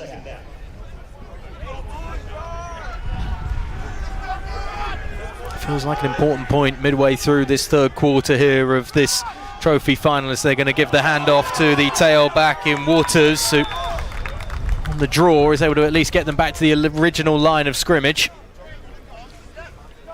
Again, the first time we've seen Niall Waters coming into the game, really. It's been predominantly Harry McDermott coming out alongside Hatfield. And that's who steps back in once again.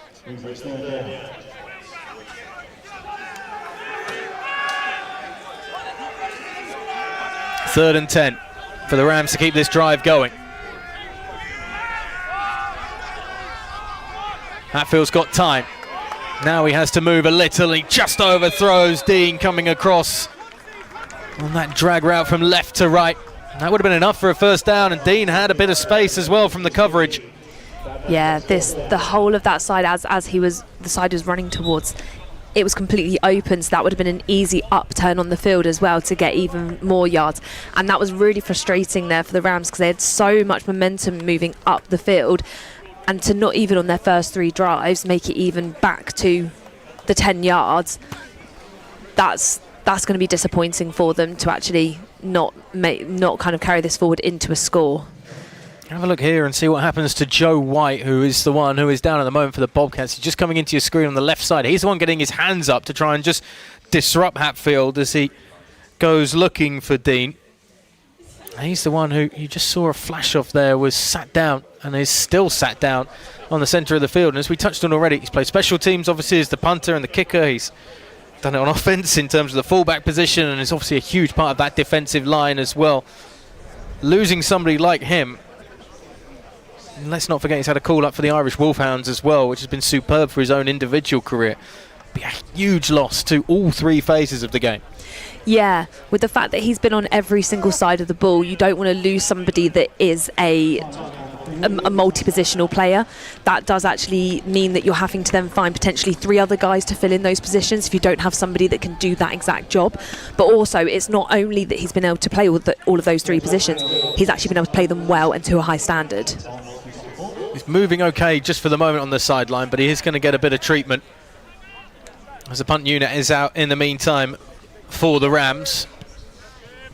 Just trying to pin the Bobcats deep. It's an unfavourable bounce for Lancashire as it's downed by Dean. That will set things up, but just close to the 20-yard line for the Bobcats to come out. So they survive the scare of the Lancashire Rams offence that we're getting rolling, but can they now survive another onslaught from a Rams defence that has only grown in stature as this game ticks away? 4:40 to go in the 3rd quarter here of the Div 1 trophy final. It is a contest right now that is very much in the balance. Oh, wait a minute, they're ruling that we've got a flag on the... by a receiving team player, subsequently recovered by a kicking team player. Therefore, it is first down, Lancashire. Have to say, completely missed the contact on that by the receiving team. And Lancashire Rams pouncing on the loose ball thanks to the opportunistic nature of Christian Dean. And that is a first down. And a huge momentum shift in Lancashire's favour. First down. Well, it's an opportunity for Hatfield and co to come out. There was no big real celebration initially. And then the Zebra crew congregating together and deciding that there was contact as it's handed off once again to McDermott. Doesn't really find a crease as the wind has just picked up here at Loughborough as well. I think this is going to be the biggest difficulty for the Rams, is the wind has picked up, as you say, and this is the kick. You can see it bounces and will take it that maybe it comes off the back. Could have been Michael Sunday, who it may have just come off the behind of, as Hatfield in the meantime goes looking for Woff. Can't find him in the back right corner of the end zone.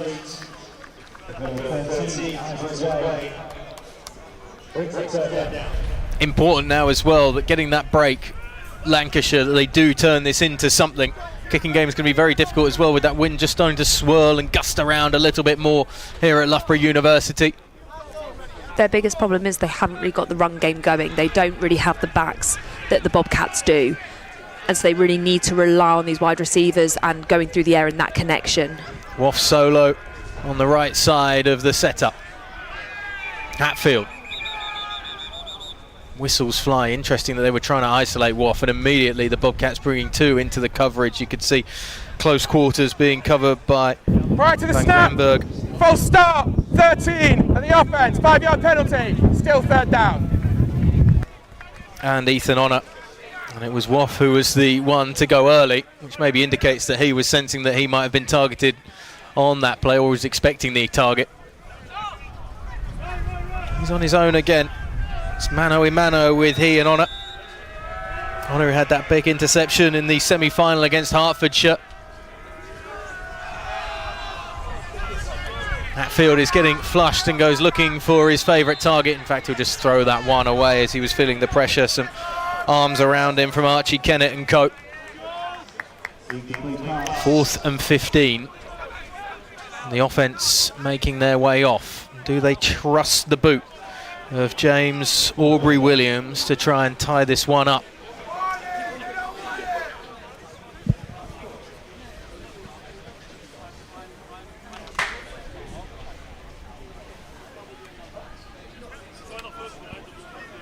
Would be a big ask, a 40-yarder.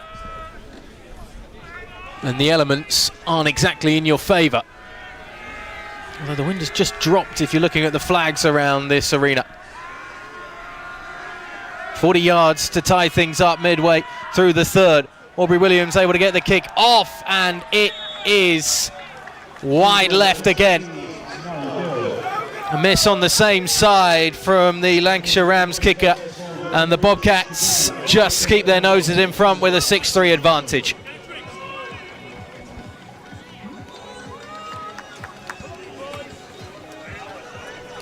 It's another turnover for the Rams in the positive column, but the negative is it's just not turning into points.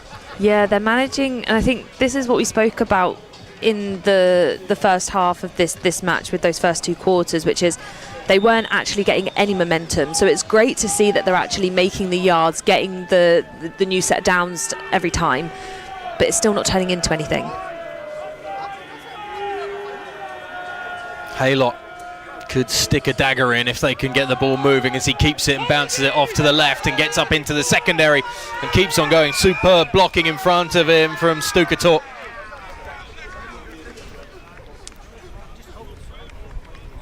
And they're happy to keep it in Haylock's hands and let their quarterback go through the bumps and bruises.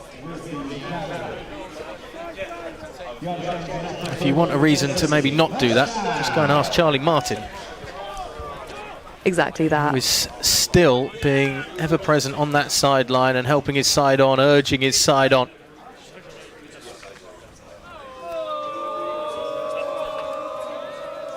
First and 10 after the good pickup from the quarterback. Ball on the 36-yard line for the Bobcats.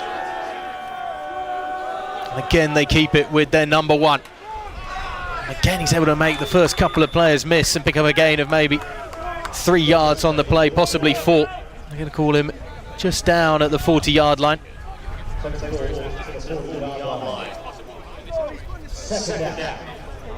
It's the same play over and over again in this second half from Bournemouth.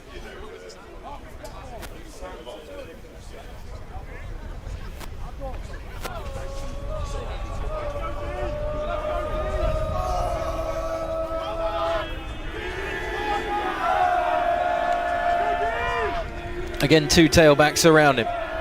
Thomas the deepest one, Pereira there as well. It looked like there was early movement. There are whistles indicating that. For the offense, 5-yard penalty, replay, second down. Junior Thomas Just flinching a fraction too soon. Full start, 44 of the offense, 5-yard penalty, still second down. Rookie error from the rookie. It's not what you want in those situations, like what we said about what happened with the Rams. You've just got that forward momentum, you're starting to make yards, and then you're pushed back. And it's lucky for the Bobcats because they're not getting pushed. They are getting pushed back by 5, but it's not as far back as what was happening to the Rams, as they were down to 15, whereas this is only down to the 11-12. Yeah, 2nd and 11 then for Bournemouth. Haylock looked like he was going to the air on that one, but it might be a change to procedure. He is going to go looking. Just can't find his man. That's a vicious hit coming in as well on Stukator. Joe Rolls just eyeing that one up. I tell you what, about 15 years ago, that would have ended far worse as well for the Bobcats wide out. Had every right to try and get to it though, Rolls the DB.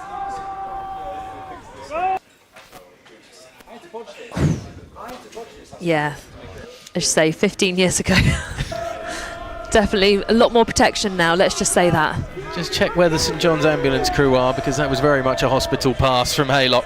3rd and 11 then for the Bobcats. They're just going to hand it off to the tailback Thomas, who's stopped before he gets to the line of scrimmage. It's another superb effort from the Lancashire Rams defence that are slowing down Bournemouth now on every single drive.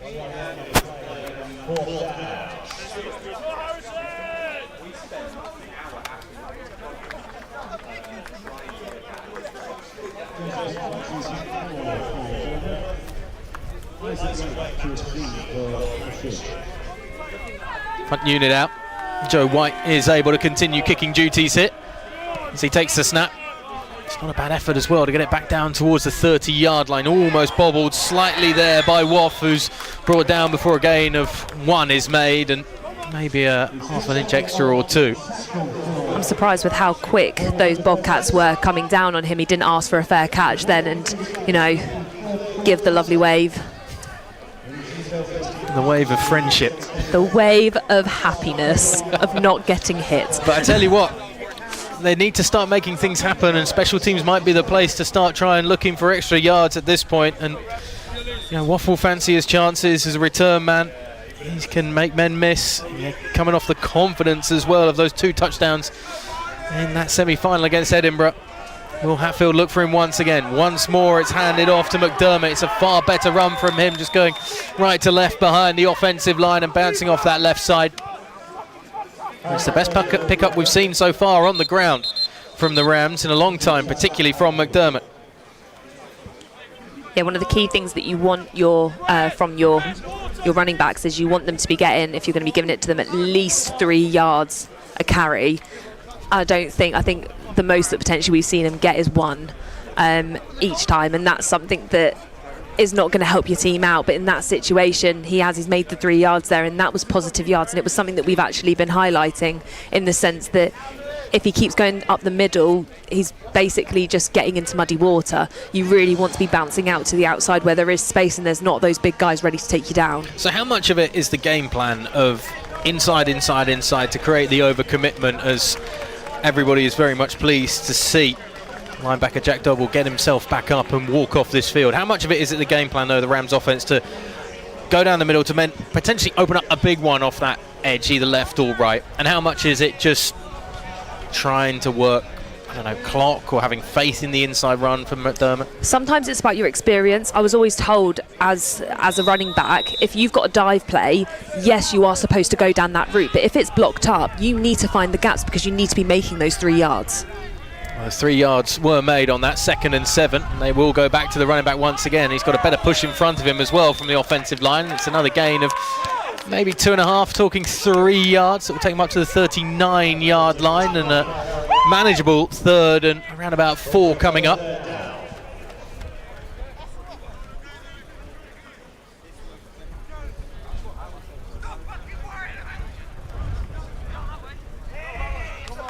Things have gone eerily quiet here in Loughborough with 40 seconds left on the clock in the 3rd quarter.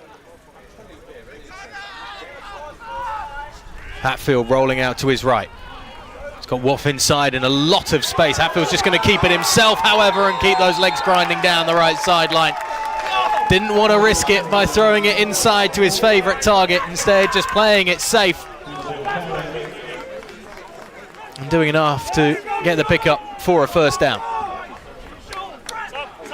Oh no, they're saying actually the spot is rather... I have to say, I didn't see that foot coming out of bounds that early from Hatfield. They're going to spot it on a 4th and 1.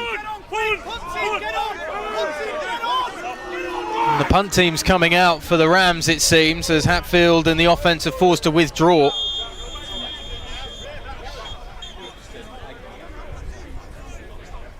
Yeah, I think I was with you. This is the end of the third quarter. So it's the end of the third quarter. No points in the third quarter, and Bournemouth still lead 6-3 over the Lancashire Rams. All on this Touchdown Tuesday, powered by the Union Jack Classic.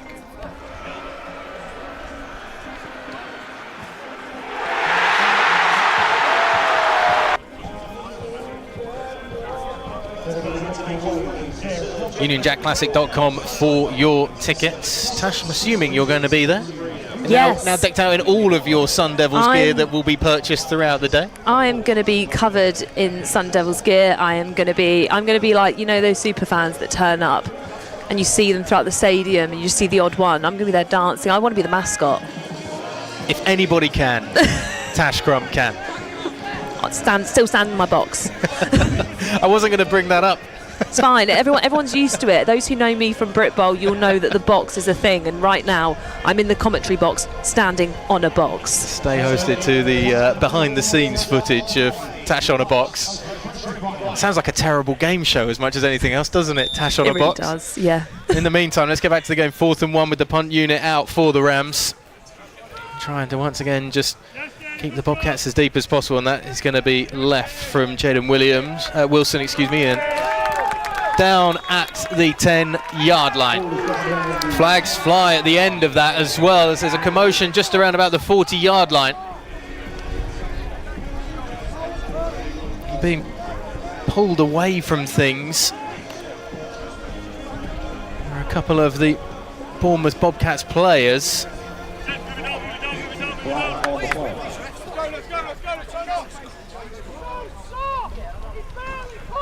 This could be adding some insult to injury at the end of this.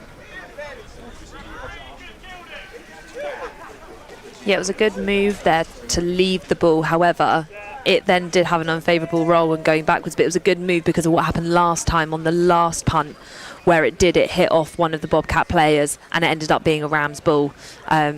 So smart move, but unfortunately the flag has now left them in a very unfavourable position. There are multiple dead ball fouls after the play was over. Unsportsmanlike conduct. Receiving team number 21. After the play, dead ball, unsportsmanlike conduct. Kicking team number 21. Kicking team number 3. These fouls will cancel. First down, Bournemouth. Led off for Bournemouth. Couple of personal fouls for either team. Yeah, we have to. These fouls can burst towards these players' disqualification. Confirmation that any more chicanery and shenanigans from those two will see them ejected from the field, which would be a rather unhappy way to finish off the season, finish off this morning. Yeah, with this being a trophy final, it'll be great to see every single player out on that field at the end of the game. So let's hope that that warning there has stopped any further infringements of the sort. Tell you what, we've seen a bit of chippiness coming from both of these two teams. When you're in a real slugfest like this, it's a physical ball game, that's for sure, at 6-3. It's certainly not been about the big splash plays at the moment. Can the Bobcats change that hit?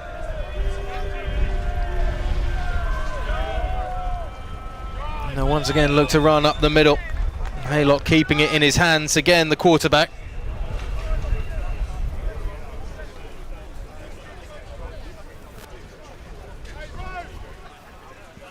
Is this just playing clock? Is this literally the Bobcats just running clock down? They don't back the Lancashire Rams to pick up any more points on offence today. I think they do, which is why I think they are running the clock down, because they don't want them to have enough time to be able to do what they have been doing, but also they need time to get the composure to stop any more issues happening. Early jump on the line somewhere. There were certainly those in blue that were trying to get a quick jump. Aubrey Williams, one of those. Dead ball, illegal snap on the offence, 5-yard penalty, replay the down.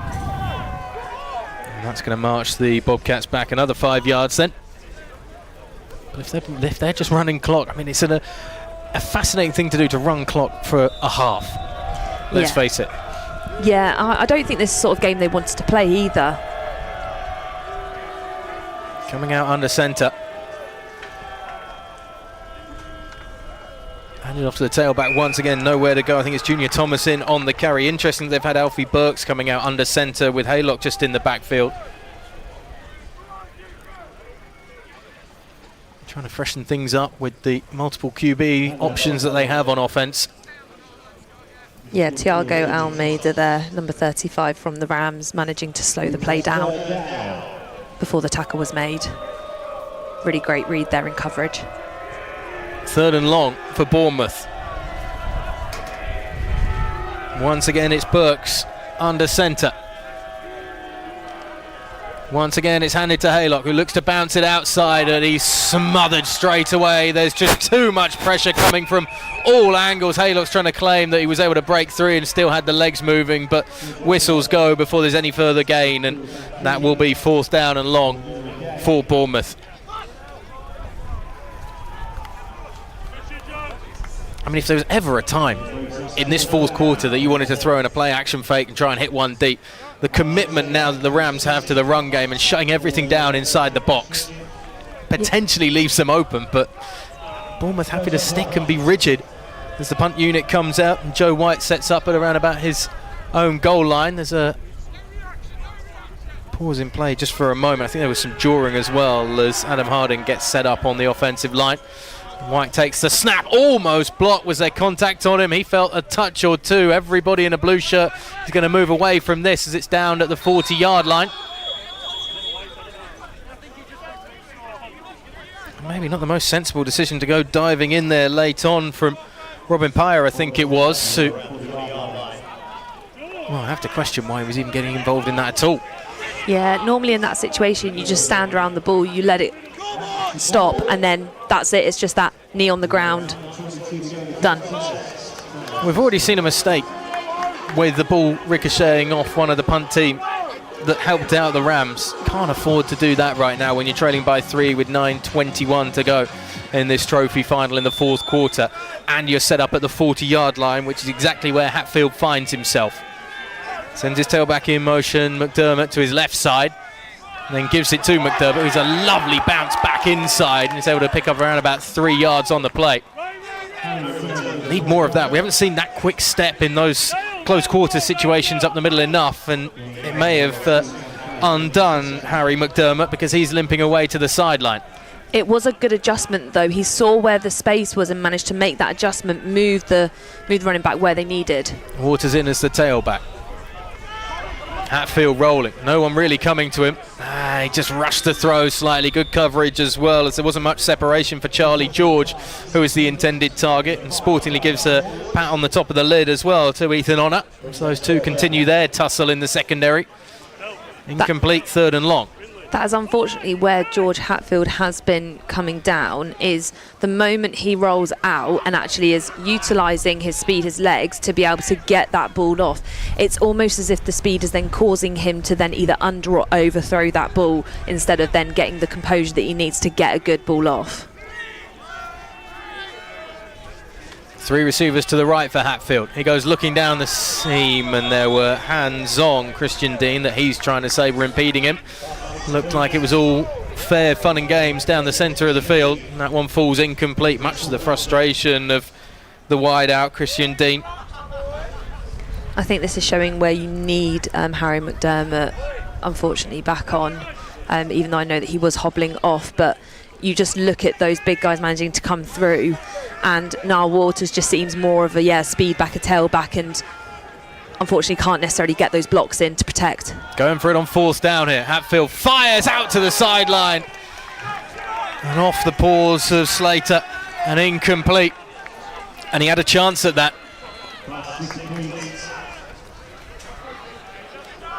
really frustrating there for the Rams, I think, because Slater did have a really good opportunity there and it would have been a toe tap, but that's all that you need as long as he was in the perfect positioning. That would have been about 9-10 yards, moving the chains down, getting them into a good position, whereas now it's a turnover and we're back now to the Bobcats having full control of the clock. And we have seen they've been taking their time, they've been running that clock down. They might want to speed up a bit now.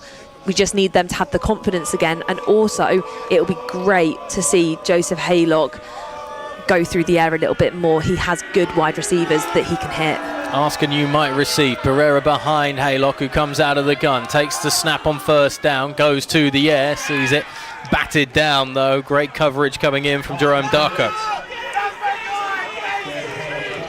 He's a really interesting character, Darko. He's been described as having a coach on the field, almost like how Kellen Moore was when he came into the Dallas Cowboys after being at Boise State. Never really had the size and stature more to play quarterback at the top level, but was somebody who was always learning the game and like a midfield general, if you will. Darko is that on this defense. They trust him to make a lot of the calls and change the coverage as well if and when required. They need him again and people like him to come up. It's 2nd and 7 here for the Bobcats. Haylock gets it out to that far side of the field and it's well worked up by Stukator again, who just finding a little seam and some blockers around him to give him space to pick up the 7 and more and get another first down. And this is bad news for the Rams, but perfect for the Bobcats right now, who will be purring at seeing those chains moving.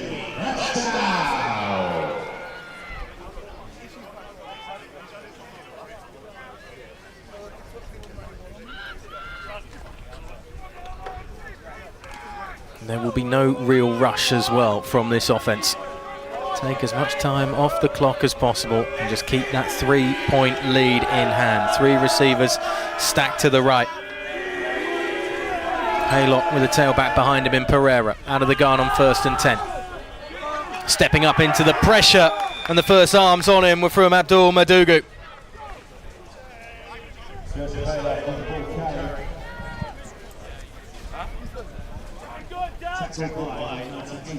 If you thought for a moment that the Rams defense was letting up, just a nice reminder for the Bobcats offense, that's not going to be the case. Unfortunately, Joseph Haylock had to take the brunt of that. It does help when you've got a second quarterback as well if you really need him in Alfie BUCS, but he's staying at the wide out position to the right of Haylock, who's coming out once again out of the pistol. 3 receivers bunched in the left slot position. Haylock takes a snap, drops back, fires it out to his fellow quarterback BUCS, who tries to step inside and wriggle away. He got away from 2 tacklers as well before falling on the deck to eat into some of the yardage, and leave around about 8 yards remaining for the first down.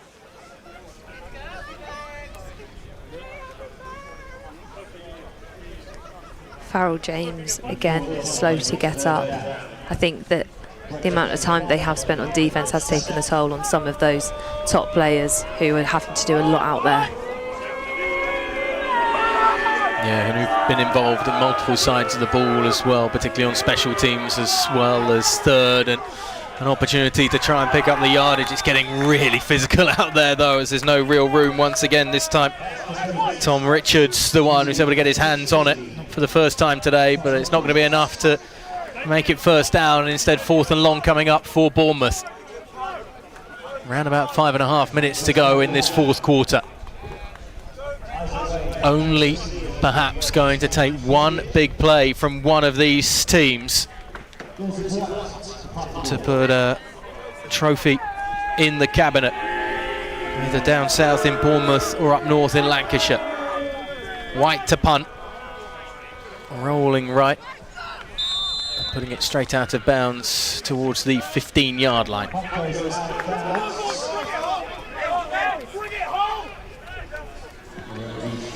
Well, it's a question that's been asked throughout the build-up to this game and throughout this game as well. Can this Rams offense drive nearly the distance of the field? It's been happening slowly but surely for Sam Bloomfield, although again, as always, the credit, and a large part of the credit, has to go to Alex Challens as well, and the offensive coordinator. But it's not been consistent enough, and drives haven't finished in the points that have required often enough. which is why that one score from Pereira in the first quarter is still the deciding factor. It's out to Woff on the screen, who steps inside, helped out by a blocker. One of the better screens that we've seen from them so far this game. Just more energy when he brought it in as well from Woff. Seemed like he was right on his toes and ready to go. And I think with there being just under 5 minutes left, they need to step up. Inside the head of that man, Tash, Steve Rains. Need to do something to stop them, just to keep it at 6-3 or try and turn over the ball, get another touchdown. There's almost no emotion throughout this game from him. We were talking about George Hatfield and how he never seems to get phased, apparently. He's never high, never low. When Steve Rains throughout this encounter has been very similar on the sideline down there, just very calm, very casual, taking in every single moment, trying to keep as cool a head as possible, trusting himself and his coaching staff to get this victory over the line. That's what you need from a head coach, isn't it? The rest of your coaching staff can get excited, can try and boost players up, because that's what they need to do in their positional units. They need to get them hyped. They need to get them to want to play. That is your job as a coach, to prepare somebody to go on the field. As the head coach, you need to stay calm, cool, collected to be able to deal with any situation. 2nd and 7 then for the Rams. There's no window big enough to be able to force it into Dean's hands there, as Hatfield trying to find that quick slant inside.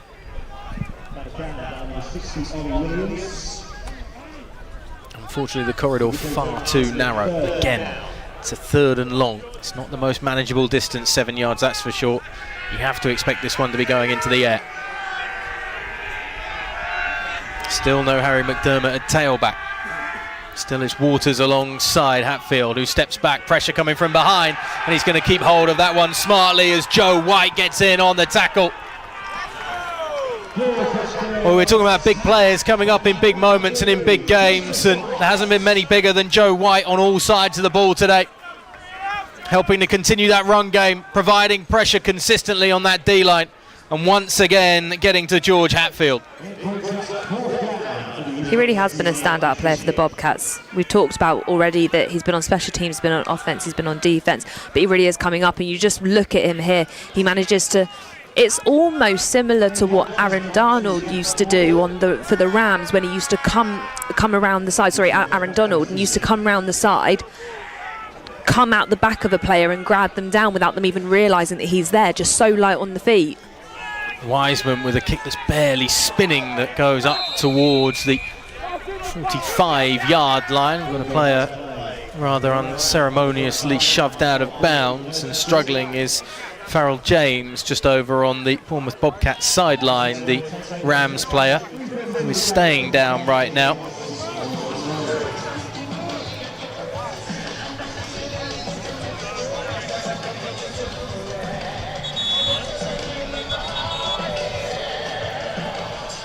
A bit of support needed as well for the captain.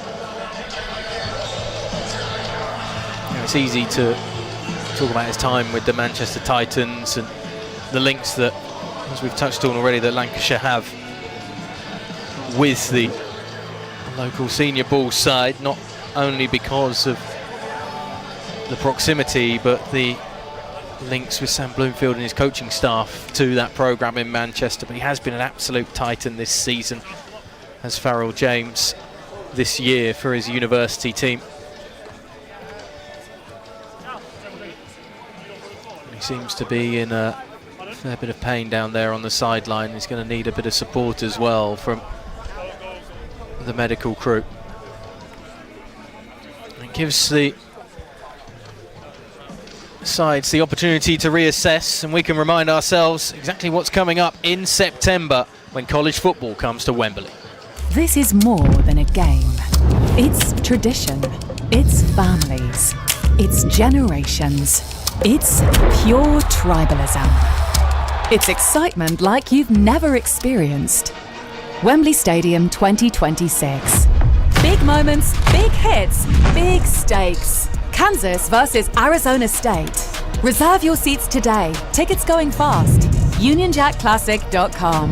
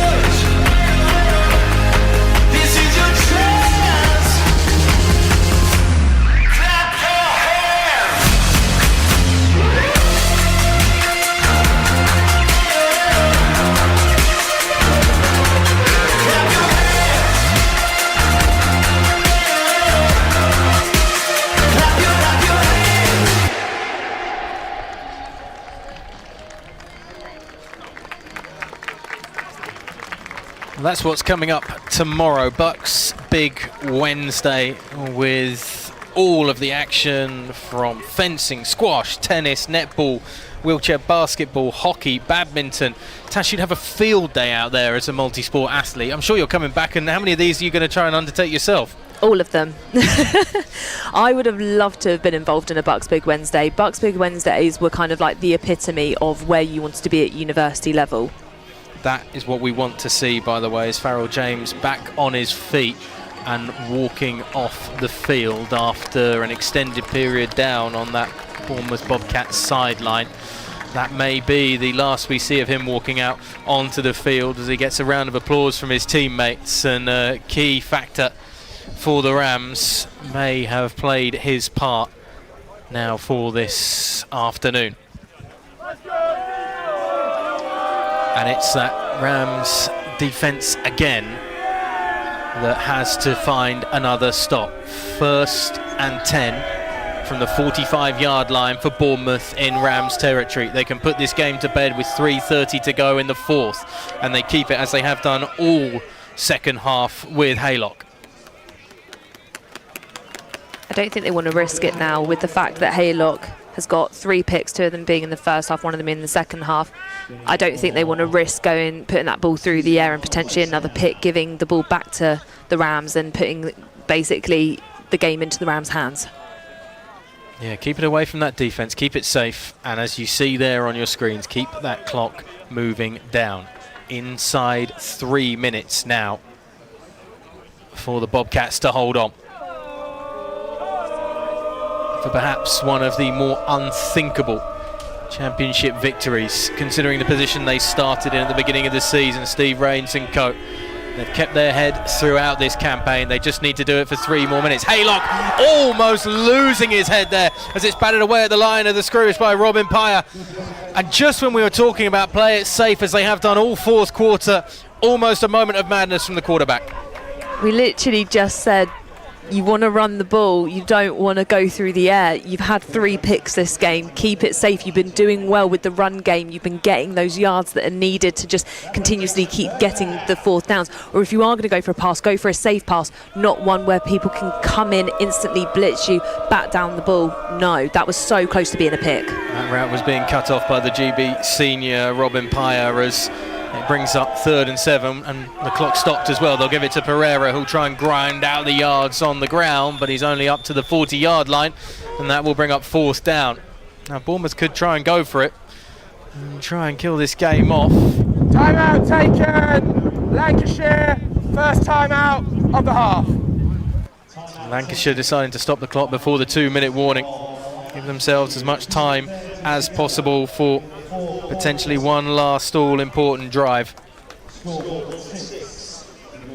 And you can hear it on the ref mic how windy it truly is out there now, and it is really picking up, which means they're going to want to keep it safe. You're most likely going to go to a ground game, and we've still got 2 more games coming up for the rest of the day, and if it's just getting windier, those teams will be assessing this to decide what they're going to do in their situations. Could be a day for the American football purists if it's smash-mouth football all day long as the punt unit's out, and another chance for Joe White to try and pin the Rams deep.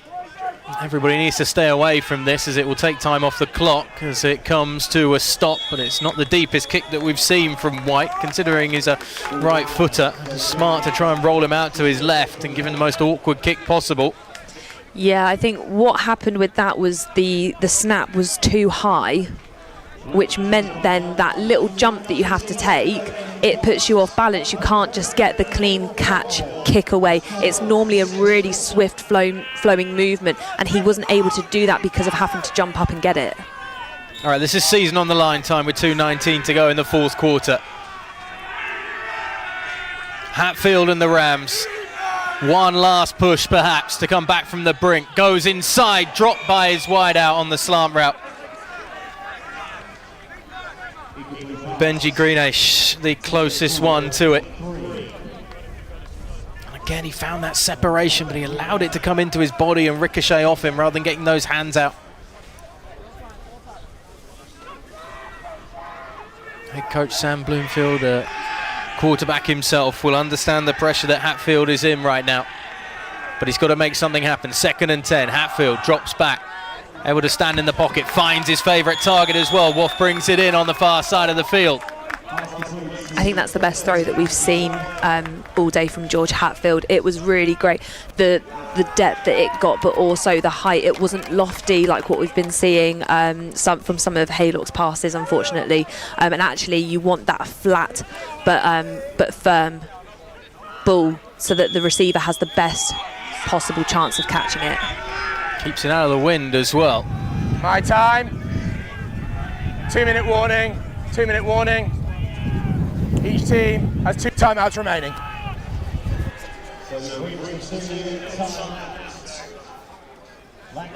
Well, let's just remind ourselves as we get ready for the 2-minute warning of the decisive stakes that we have here with the trophy final on the line. 3-point game, 2 minutes and 1st and 10 from about the 36-yard line in their own territory for the Rams.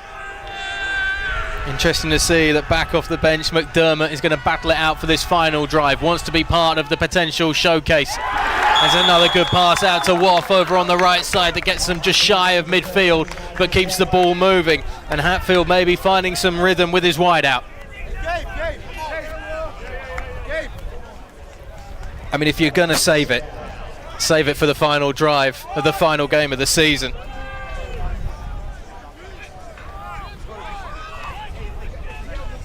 Can Hatfield and co get it right? This ruled 2nd and 1 out of bounds at about the 45-yard line for Woff.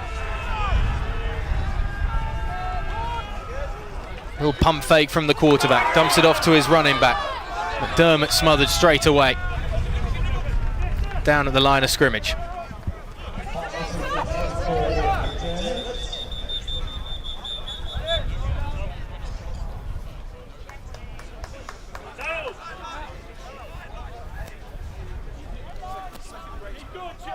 My time for an injured player. And the clock stops for the Rams then. More time to contemplate. They're actually going to say that the extra yard was picked up. There's a number 1 on the down and distance marker.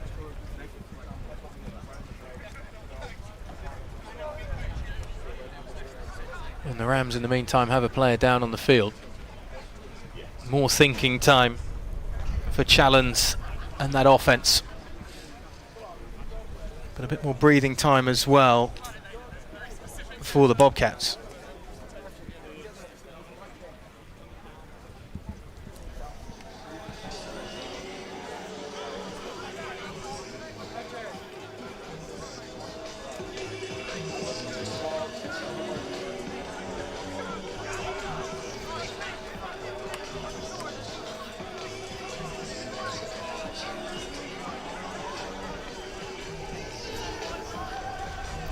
Rather extended delay as well for the Rams player down on the field, and it is Harry McDermott once again who has been battling through injury in the latter part of this contest and will have to step out once more.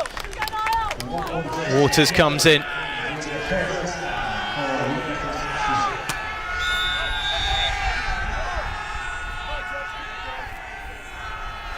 First and 10. Hatfield goes to his tailback, spins the wrong way and doesn't get much momentum initially to get moving, but he does well to pick up some yards. There's Niall Waters. Happy to try and keep the Bobcats thinking that that is a threat out of the backfield perhaps, and potentially open up some space further downfield elsewhere. Hatfield has had a season, well, in the playoffs, say a full season, but it certainly hasn't been the case for him, but of just taking what is given to them. Not much is going to be given by Bournemouth right now. Hatfield trying to get away from the rush of White. Throws it down the sideline, and it was intended for Charlie George, but out of bounds.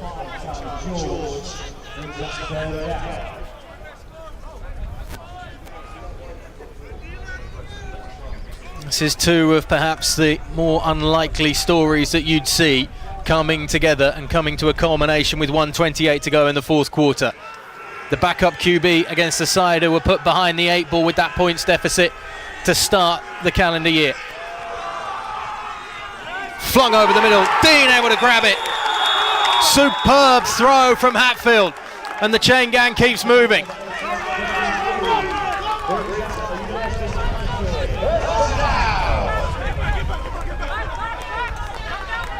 Hatfield gets them inside the 40, ball on the 38-yard line.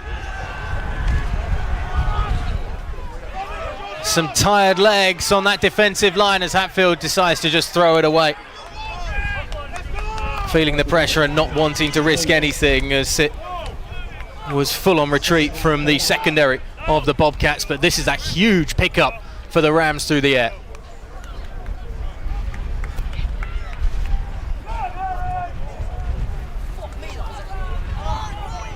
What a pick out by Hatfield there.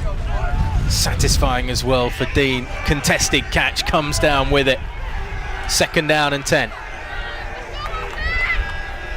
Waff being pressed off the line. Hatfield loses his footing, almost losing his grip on things, and then throws it away. Just trying to not take a sack. Didn't see a player in the area that he was aiming for. There's a flag down on the ground there for intentional grounding.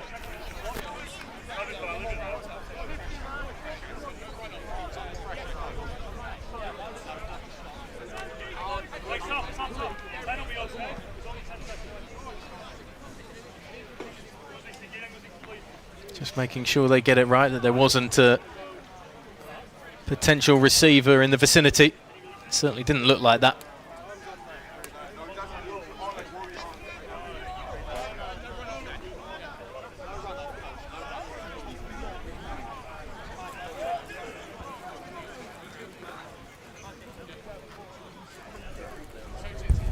Intentional grounding, number 18 of the offense. Ball will be placed at the spot of the foul. Loss of down, 3rd down. Big loss for the Rams on the play. Moves them back to the 48-yard line. Illegal forward pass. 3rd and long coming up here for the Rams offense. Without a doubt, at these stakes, we're in 4-down territory anyway. Can they get something back? Hatfield, rush coming off his right, goes left, gets caught, brought down in the backfield. Ollie Williams in on the tackle. The man who plays both ways on the line, going the right way straight to the quarterback.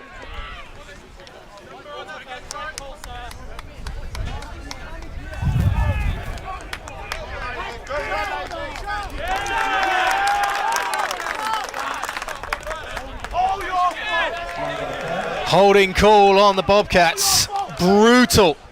When it looked like the game was potentially going to be right in their hands. And the Rams are still alive.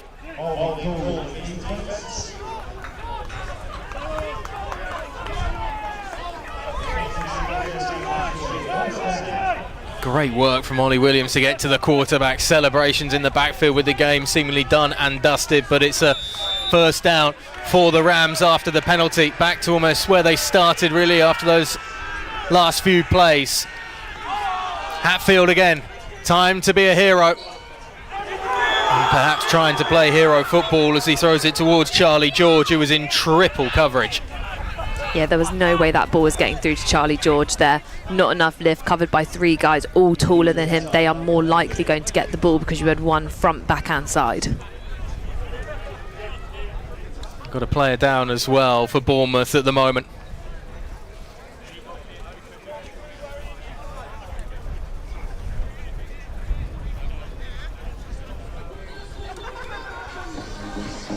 We're talking all this game obviously about the prominence of the Lancashire Rams defence throughout this season. It's shown up time and time again in the playoff, but the Bournemouth Bobcats as well, considered 15 against Hertfordshire in the semi-final, but shutouts from that trip against Southampton on the road, then Plymouth, then Southampton again, then at Bristol, and then away against King's College as well. And to only put up or allow 3 points in this final just shows what Steve Rains and his coaching staff have done on both sides of the ball this season. Yeah, if you really look at what they've managed to do today, they've completely shut down, yes, a slightly weakened Rams offense, but to stop them from even scoring a touchdown, that shows what they can do as a defense, and that shows how strong they've been as a defense all season. They've just got to hold out for another 48 seconds. 2nd and 10 for Hatfield. Again goes looking down the right. He's got Watt. Open corner the 20. Brought down inside the 10-yard line. Game on here for Lancashire. Majora's on the floor. What a play. Timeout from Lancashire. Everybody here just needs to take a breath. 1st and goal coming up for the Rams, and it's Hatfield and Waff once again. Yeah, clear field there from Waff. What a pick out by Hatfield. He's really come into his own in the 4th quarter. This is just showing, actually, he's got so much experience. He's played senior ball for Coventry Phoenix. He understands what it means to be able to actually get to this point in the game and keep going. And he is showing his experience, he's showing his professionalism, and he's showing that he has such a cool and calm head to be able to do it in this moment. This could potentially be the Rams' moment. 7 yards away from a potential game winner score. Don't count out the field goal and tying things up, and we go into extra innings, so to speak. But it's now time for the Bournemouth Bobcats defence to do what they've been doing for the last few weeks of this season and through the playoffs, to come up and have a big shutout. Or will it be tremendous, towering George Hatfield, who has turned things up late on in the 4th quarter? Spread set for the Rams. Hatfield stands, throws, looking for it all, and just through the hands of Charlie George in the end zone. Charlie George has been a bit of a go-to in these kind of last few drives, and so I think we will see him come into it a lot more. Or do you try and go back to Wolf? Yeah, you've got those two on that right side, at least on that one, although it looks like that George is coming across the opposite side of the field. Wolf's going to be all on his own and isolated against the man he beat just a moment ago, Doug Smith, for the deep connection that leaves the Rams 7 yards away potentially from a title. They're going to go for Woff to the back of the end zone, and it's going to fall incomplete. It was a speculative effort really, with Michael Sunday in as well on the deep coverage just to support his DB. You could tell what he wanted to do. He really lofted that into the air to try and get it to dip at the right moment, just right at that back pylon to try and get the toe tap in for Waff there. But unfortunately, with this wind, you really got to be careful, because that ball definitely came in towards the central field instead, which is not where he intended. 3rd and goal, 7 yards out. Bournemouth still defiant on defence to the end. Hatfield feeling the pressure, throws up an air ball, and there's a flag flying, and was it for the contact from the receiver or on the receiver? Benji Greenhage, the closest one to it.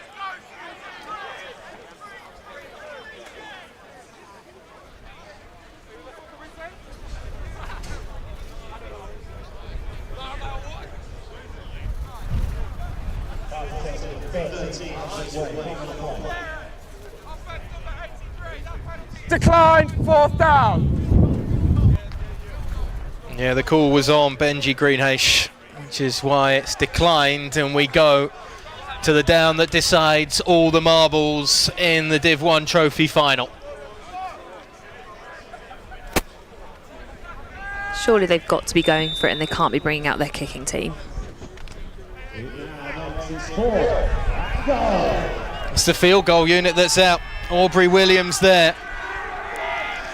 One last stop for the special teams unit, perhaps. It's a 23-yard field goal to potentially send us to overtime. There'll still be some time left for Bournemouth to try and win it in regulation.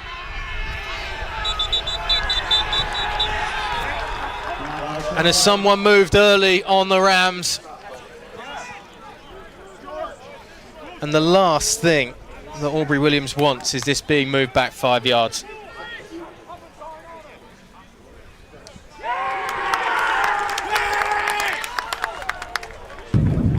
Offside!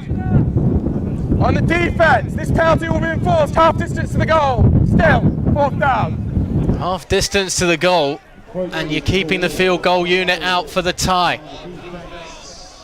That is surprising. I definitely thought that I saw a little back movement from one of the players on the line, but maybe that was because they were offside. So, well, it makes the kick slightly easier. It does. Be about a 20-yarder for Aubrey Williams. Snap and hold are good, and the kick is good.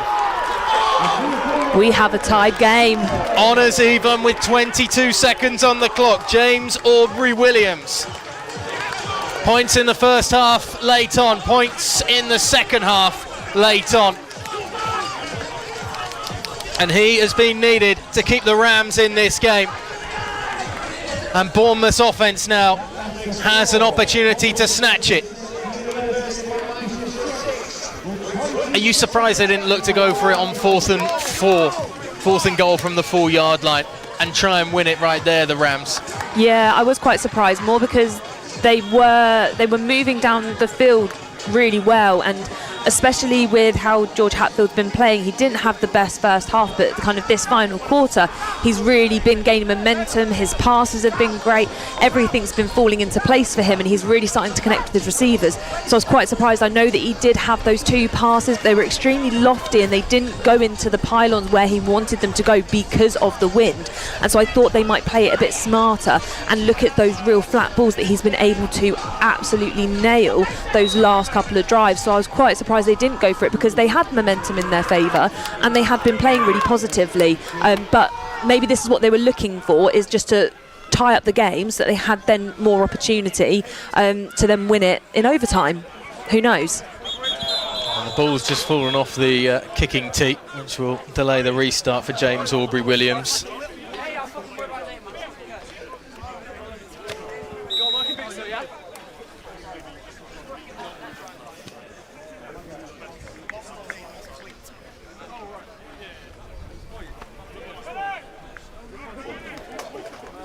Time to pin Bournemouth back. That will be the desire for the Rams right now. Fielded deep at the 5-yard line, and rather unconventionally by Nisha Murewe, and then brought down around about the 11, and it might be just the safe procedure from Bournemouth to wrap up this 4th quarter and send us to overtime rather than looking for the big hit. It's been the way they've played this second half, the Bobcats. They've allowed the Rams to just stick around. Haven't thrown anything too taxing at them. No curveballs really offensively. It's been the ground game to just grind out this second half, as the Rams have got a player down on the field as well, which is where we're going to have a pause before the start of this final drive of regulation. Or what should be the final drive of regulation. Never say never. We've seen fumbled snaps. We've seen awkward snaps on special teams. We've seen interceptions. We have pretty much seen it all, aside from an ejection, thankfully. Yeah, and the team we've seen the interceptions from is the Rams defence, and so if this is a time for Haylock to actually play it safe, it would be now. But the problem is by playing it safe, you're more likely to go for the run game, which means you're just going to run down the clock, which means, as you say, this could actually be the final play or the final 2 plays that we see of regular time, and it could be taken straight into overtime.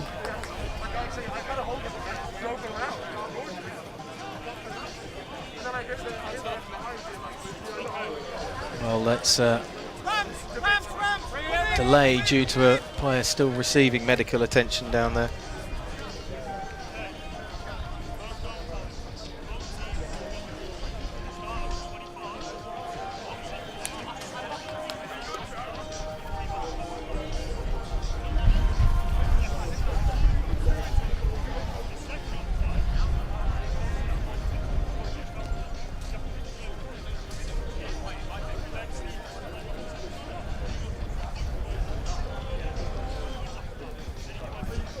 All of this as well just means more standing around, unfortunately, for Bournemouth, and time for coaching staffs to start overthinking things and I think wondering what they want to do, not just now, but in what is to come, because this game has still got plenty of legs left in it. It does. I think that's it. It's that the moment you get a pause, you've just planned what you're about to do, but you're planning what you were going to do in that moment while you still had something going for you. But the moment you have a break in play, you're instantly going, hold on, is that the right thing to do? And in this moment, that's where you want somebody like Steve Rain at the helm to calm everyone down and go, we know our gameplay, we know our game plan. We need to stick with that, and we need to keep moving forward as we have done this whole entire game. They have been the more positive team. They have been the team that, on offense especially, that have actually been able to make positive yards in multiple areas. The one area where they have been let down slightly is those, as like we've talked about before, those lofty balls. Harrison Gilroy back on his feet, back on the sideline after being down on the deck for a while, and it is stalemate that is going to come at the end of 4 quarters. There has been very little to separate these two teams over the last few hours, and we're going to need a little bit more. We will now move to overtime. As we go into overtime, 6-6 after 4 quarters here in Loughborough. The early touchdown from Rodrigo Pereira cancelled out with 2nd and 4th quarter field goals from James Aubrey-Williams. George Hatfield and that Rams offense perhaps go into overtime with a bit more confidence of being able to get the better of the Bournemouth Bobcats defence than the Bobcats offense do against this Rams defence that has been resilient and rigid throughout the last 3 quarters, barely giving an inch to Steve Rains and his offensive attack.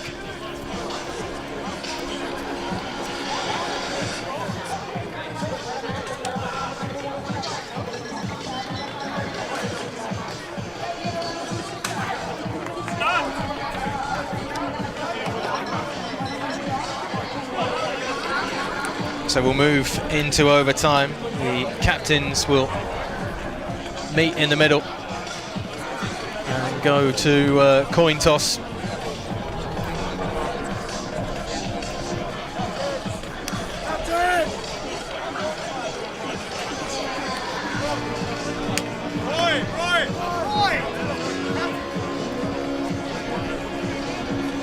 Once again, the captains just have to meet in the middle and go through the process before we can get underway here in OT. Both these captains will now go through the middle for the coin toss for the start of overtime.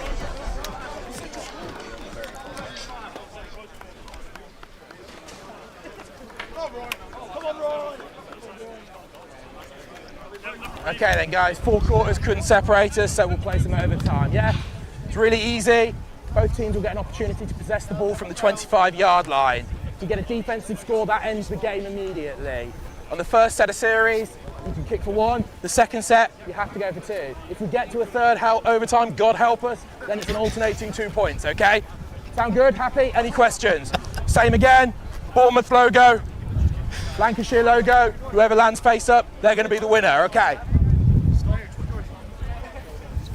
Lancashire, you've won the toss. Do you want to go first or second, or do you want to pick which end you'll go at? You want to defend? Which end do you want to play at, guys? Okay, you're going to...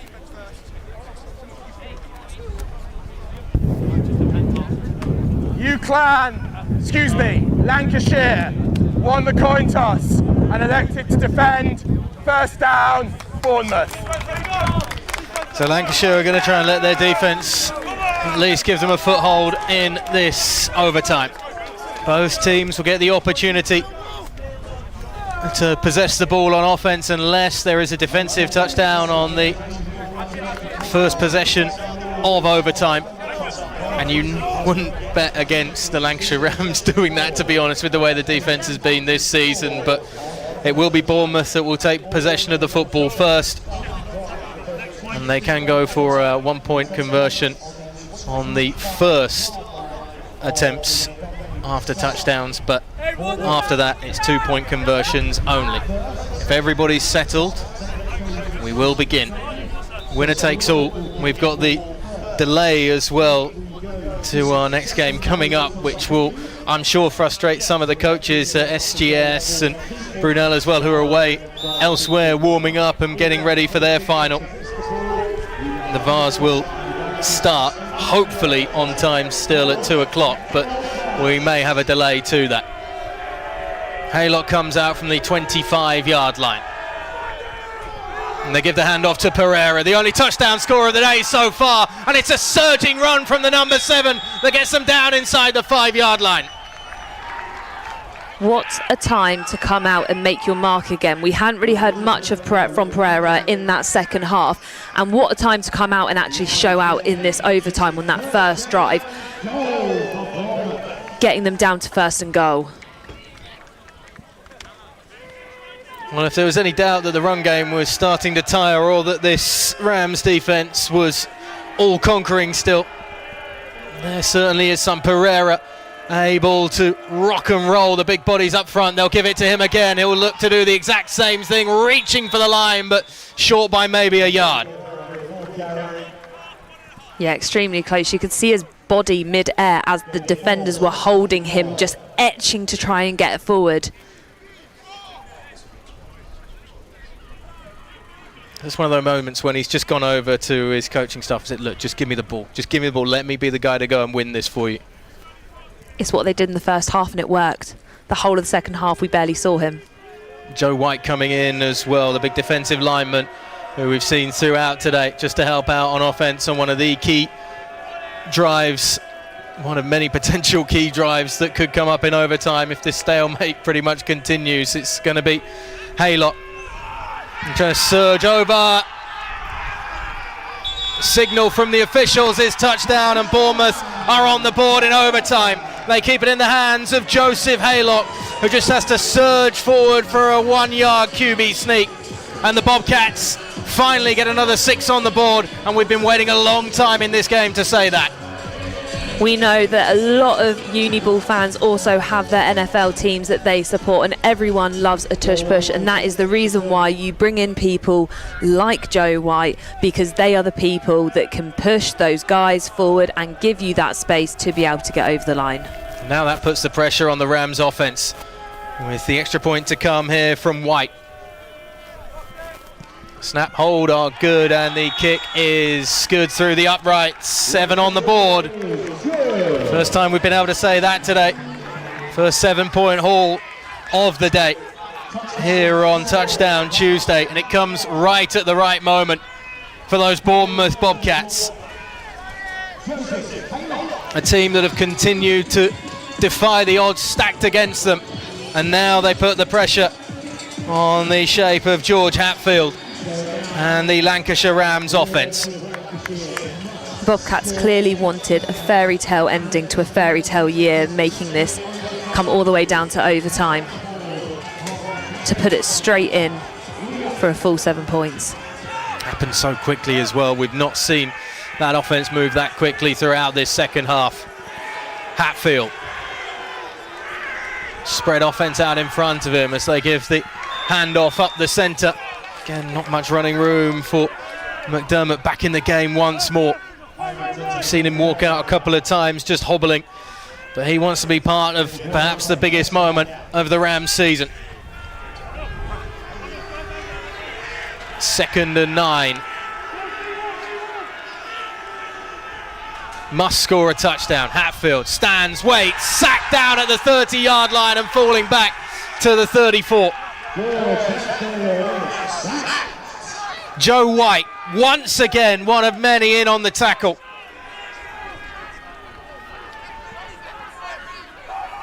And it's 3rd and a mile.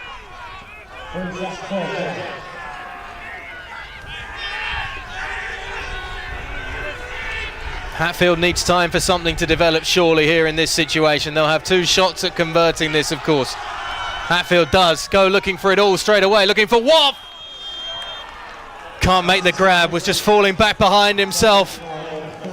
Eyes firmly locked on the ball, but good coverage as well. 1 more down for Bournemouth.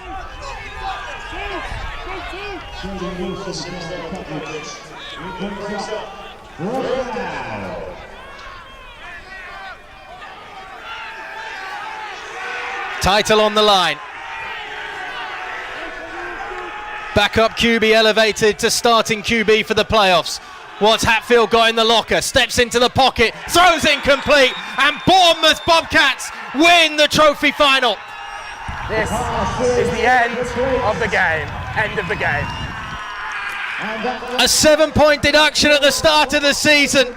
12 playoff games in a row for Steve Rains and co. And just when you thought they'd thrown it all away at the end, it is Bournemouth who have continued to rise to the occasion time and time again this season, that hold on tooth and nail to find a victory here on Touchdown Tuesday. It's so well deserved though, Ollie, in the sense that, as you say, they've had to fight so hard this whole season just to get to the playoffs.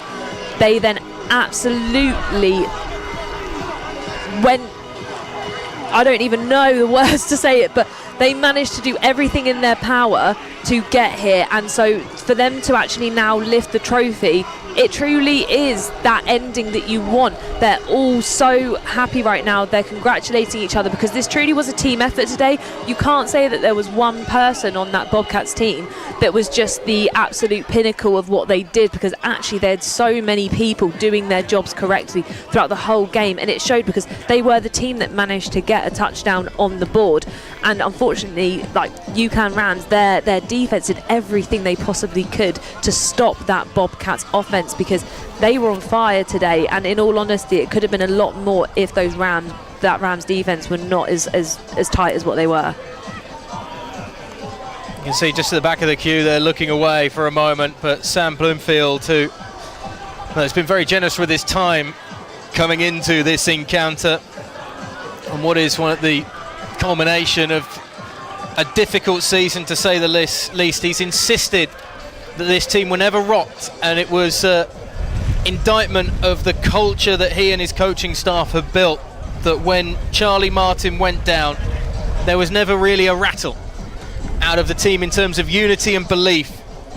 And you can understand why today that last step of the journey couldn't be taken, but how they got on this journey through the playoffs, and how that desire and determination and that defense as well was able to get them to this point. It just couldn't get them over the hill against a Bournemouth Bobcats team that, let's face it, we'll be talking a lot about Joe White and an incredible performance on all sides of the ball. Joseph Haylock as well will be plenty involved in post-game discussion. But really, the 4-year veteran and power back Rodrigo Pereira, with that touchdown in the first quarter and that huge run that surely would have been energy sapping for a Rams defense that spent so much time on that field today to start overtime. That was the killer blow. That was the one where the Rams were just like, we can't get over this last hurdle on our season. It was, and I think that's what actually, as you say, that's what one took it. But also, I don't understand why Pereira just wasn't used more in that whole, like the third and the fourth quarter, because he was on fire in those first two quarters. And so it was quite interesting to see them almost step back and just say, you know what, we'll just go with the blocking game. The blocking game's been working, so we just keep blocking and we just keep giving Haylock the ball and just keep running with it. But Pereira he was such, in that overtime, just completely turned it around. And that was, as you say, when you talk about momentum swinging plays, that was the momentum swinging play. Massive. He's one of the first walking down the line as well to shake hands after a game that was, look, it was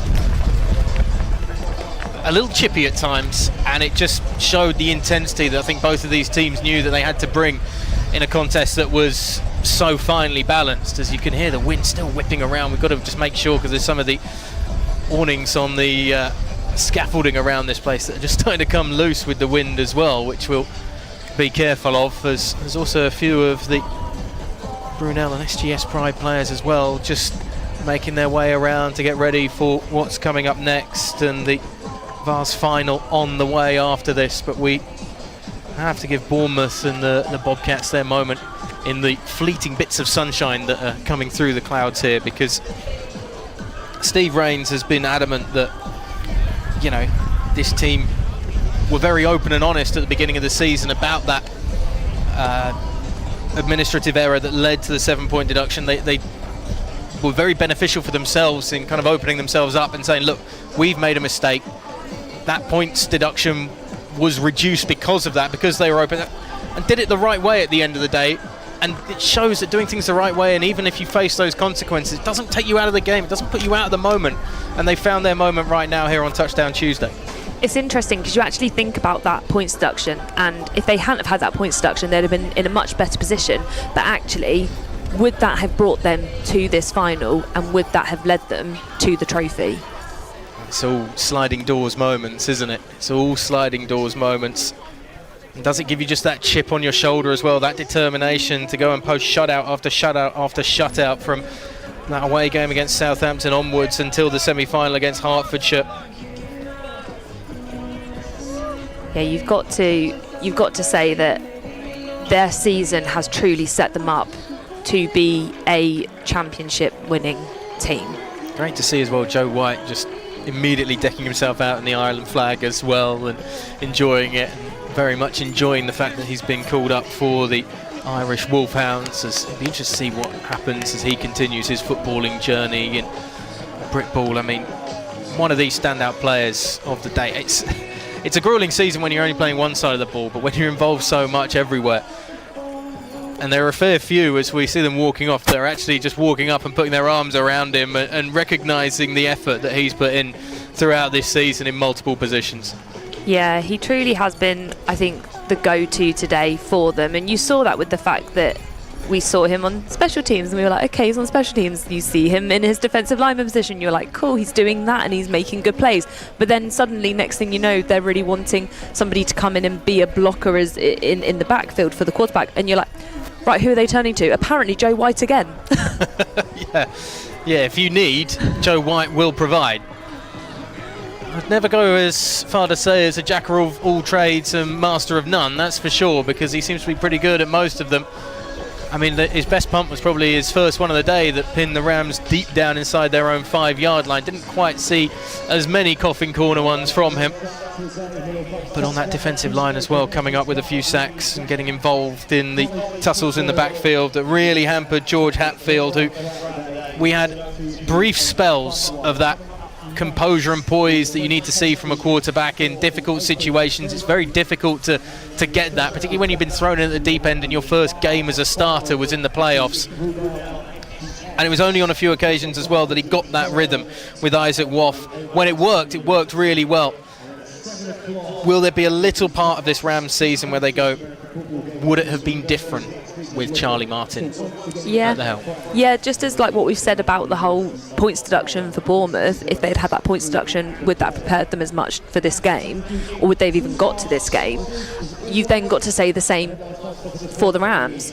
If they hadn't lost their starting quarterback, would this final have turned out differently for them? And actually, if you look at what George Hatfield managed to do, he did manage to get the ball down the field. He actually had some of the better throws out of the two quarterbacks. When you actually look at some of the throws he managed to get down, as you say, the connection with Waff, and you've got to question that in the sliding doors moment of, if they did have Charlie Martin in there, could they have produced more? Would we actually be seeing a different outcome right now? Yeah, the good ones were great. That was the thing for Hatfield. The good ones were great. Some of them just weren't quite there today. Look, he, unfortunately, like every quarterback will always do, will put a lot of it on his shoulders just instinctively, and there's no reason for him to do that, because at the end of the day, he still played his heart out, still used those legs as well that we saw, and they've lost by kind of the finest of margins at the end of the day in terms of a game going to overtime, and one-yard touchdown being the difference maker between winners and losers. For the neutral, it's maybe not the most splash play final that we'll ever see, but it's certainly one that keeps you engrossed all the way through. But I think that just shows how strong both these teams have been throughout the whole season. It wasn't necessarily, as you say, full of major plays, but actually they have both been strong teams throughout their season, especially on defence, and this was truly a battle of the defences and what they could actually do, and they really showed that today. It just so happened that the Bournemouth Bobcats just came together more naturally. And somebody we haven't actually spoken about is Alfie Burks, and he did make a lot of really good contributions, and I've heard that this is his final uni ball game, and what a uni ball game to go out on, and he's been one of their talismans for the last, I think, 4 or 5 years. Yeah, 2-time all-star and real pivotal key in the offence, both at wide out and stepping in, as we saw on a few occasions, under centre as well, if and when needed. Great to see, by the way, that the Lancashire Rams are staying out on the field to be part of the post-game celebrations for the Bournemouth Bobcats, which is a tough thing to do. And we have seen teams and maybe not full teams, but certainly players walk away from these sorts of moments and not want to be a part of it. But Sam Bloom and his coaching staff, that, as he would put it, is littered with his mates at the end of the day, are teaching these kids how to take this the right way as well. And I'm sure he'll be imparting some words of wisdom down there to many of them who will be probably playing for him again later on in the year when we get to Senior Bowl as well. Yeah, and when you look at that coaching staff, it is truly a family within the Rams, because it is a lot of them are ex-Rams players. They've been in that position playing in BUCS games, maybe not necessarily playing in this type of BUCS game, but that's even better. You've got the past of that team coaching the future of that team, and I think that's what is so great about this Rams setup. You look at those players will be hurting right now, but actually you cannot take away what they've done this season, and that's what they need to actually that's what they need to take into next season, is not necessarily what happened in this game, but what the future can look like if they play like how they played against some of the teams that they did throughout the season. The wind has thankfully subsided just for a moment. The championship banner is being prepared and is not aggressively flapping in the wind like some of the other bits of awning that we've seen tied up around this playing surface here at Loughborough University. And the presentation party being prepared so the Bobcats can get their hands on the silverware. The officials first will be rewarded with their tokens for dealing with such a prestigious game of American football, and at the end of the day we didn't see too much from them. There was nothing. The only thing that maybe would have frustrated many with the officiating today was that fumble from Haylock that eventually went up on the big screen, and the Rams sideline pretty apoplectic about that.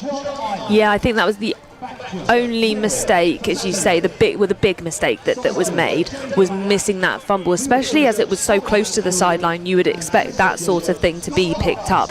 The knee wasn't down, the ball was already coming out as the contact was happening. So you kind of you've got to say from that perspective. But it's one that as well that BAFA will shake off, and we thank them as always for providing officials for these events, as now the Lancashire Rams get set to make their way forward, and it won't be the path that they will have wanted to have walked up to the presentation party taking, but it is still a season that they can very much hold their heads high after Abdul Madugu will lead them up after a year that has been tumultuous towards the end of it, but has also been one filled with great promise for the future as well. Some big players and big leaders on that team, and ones which you hope will stick around. I know many Uniball players, and anybody listening to this right now will know many Uniball players that they might be final years, but there is some way to attract somebody to come and do a Masters. It's never a final year, is it, in Uniball? Never a final year. There's always a Masters option. Who wants to be the Van Wilder of Lancashire Rams and stick around well into the mid-20s and beyond? There'll be a few that put their hands up, staying part of this programme.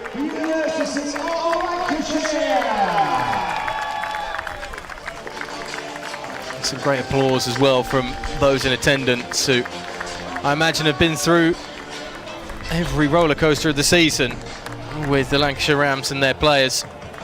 And you have to credit as well, talk about the coaching staff and what they do on and off the pitch for these players, but the families as well that make the effort to come to some of these games and try and be a part of it. It's great to see them being warmly embraced by their families afterwards, as well as Sam Bloomfield collects the medal that perhaps he didn't have his eye on today. But there might be another chance again to fight for silverware with the Lancashire Rams. It's now, though, Bournemouth and the Bobcats. Alfie Burks, the flag bearer, Joe White with the flag of Ireland, Steve Rains and his team getting set to take the trophy.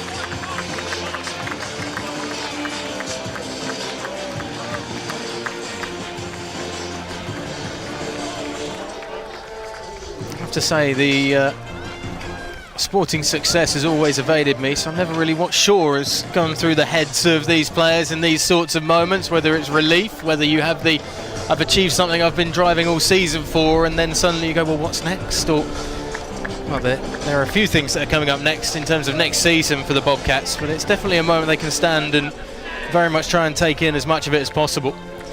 I know from when I've played other sports, and I have been in a position like this where it's been a cup final and I've been on both the winning and the losing side of that, and as you say, the losing side, you've managed to beat so many teams to get to that cup final, and yet you still feel like you've lost because it's 2 teams at the end, and you've actually beaten so many teams. It's like if you look at the Olympics, when you're stood on that podium, those people are just happy to be there because they're getting a medal, but in this situation it does feel different. But what will be going through Bournemouth's head right now in terms of winning is, we've just won, let's take this in right now, and that's the feeling that I had when I won a medal in a cup final, which was, you've won, you've managed to get here, you've done your job, now let's just enjoy this and celebrate together as a team, and let's not necessarily think about next year or the future. It's definitely about thinking about now for the Bournemouth Bobcats, and Joe White, the MVP of an absolute nail-biter, and the emotions are just getting to him now, but here's a man that deserves that accolade as much as anybody else, and without a doubt a true MVP of the Div 1 Trophy final. Truly deserved, with how much work that man had to do today and all of the plays that he made alongside that. Certainly hope I don't feel like him tomorrow morning when he's going to have a lot of war wounds from this one. Won't be able to feel any of them though for the rest of the day, I'm sure. Definitely not, and he's just going over to get his trophy now. I think he was a bit starstruck in that moment that he wasn't actually sure what he needed to do, but right now he's just popping off to get a photo with Chad BAFA CEO, as well as collecting his prize for being the MVP right there.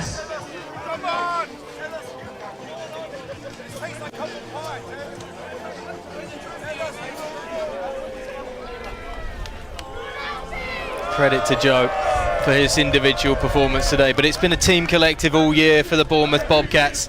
It's teamwork that's made the dream work.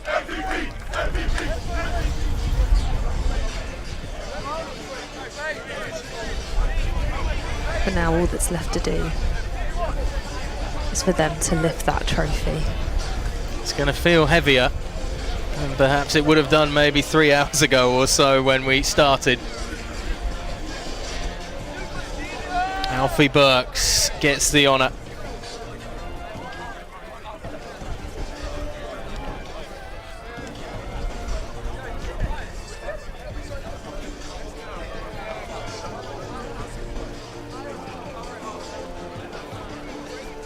Quick conversation there, just truly showing how much love there is between this community.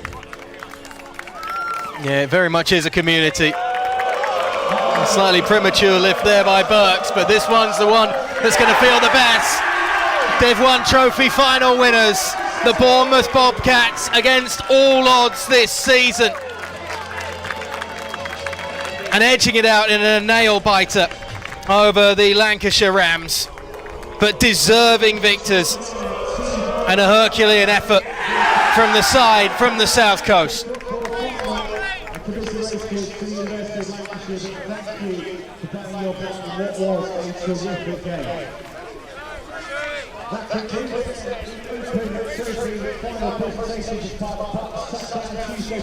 Well, it's been a flag that has been blowing in the wind all morning and early afternoon. There's plenty more bullish American football coming your way here on Touchdown Tuesday, brought to you in partnership with the Union Jack Classic.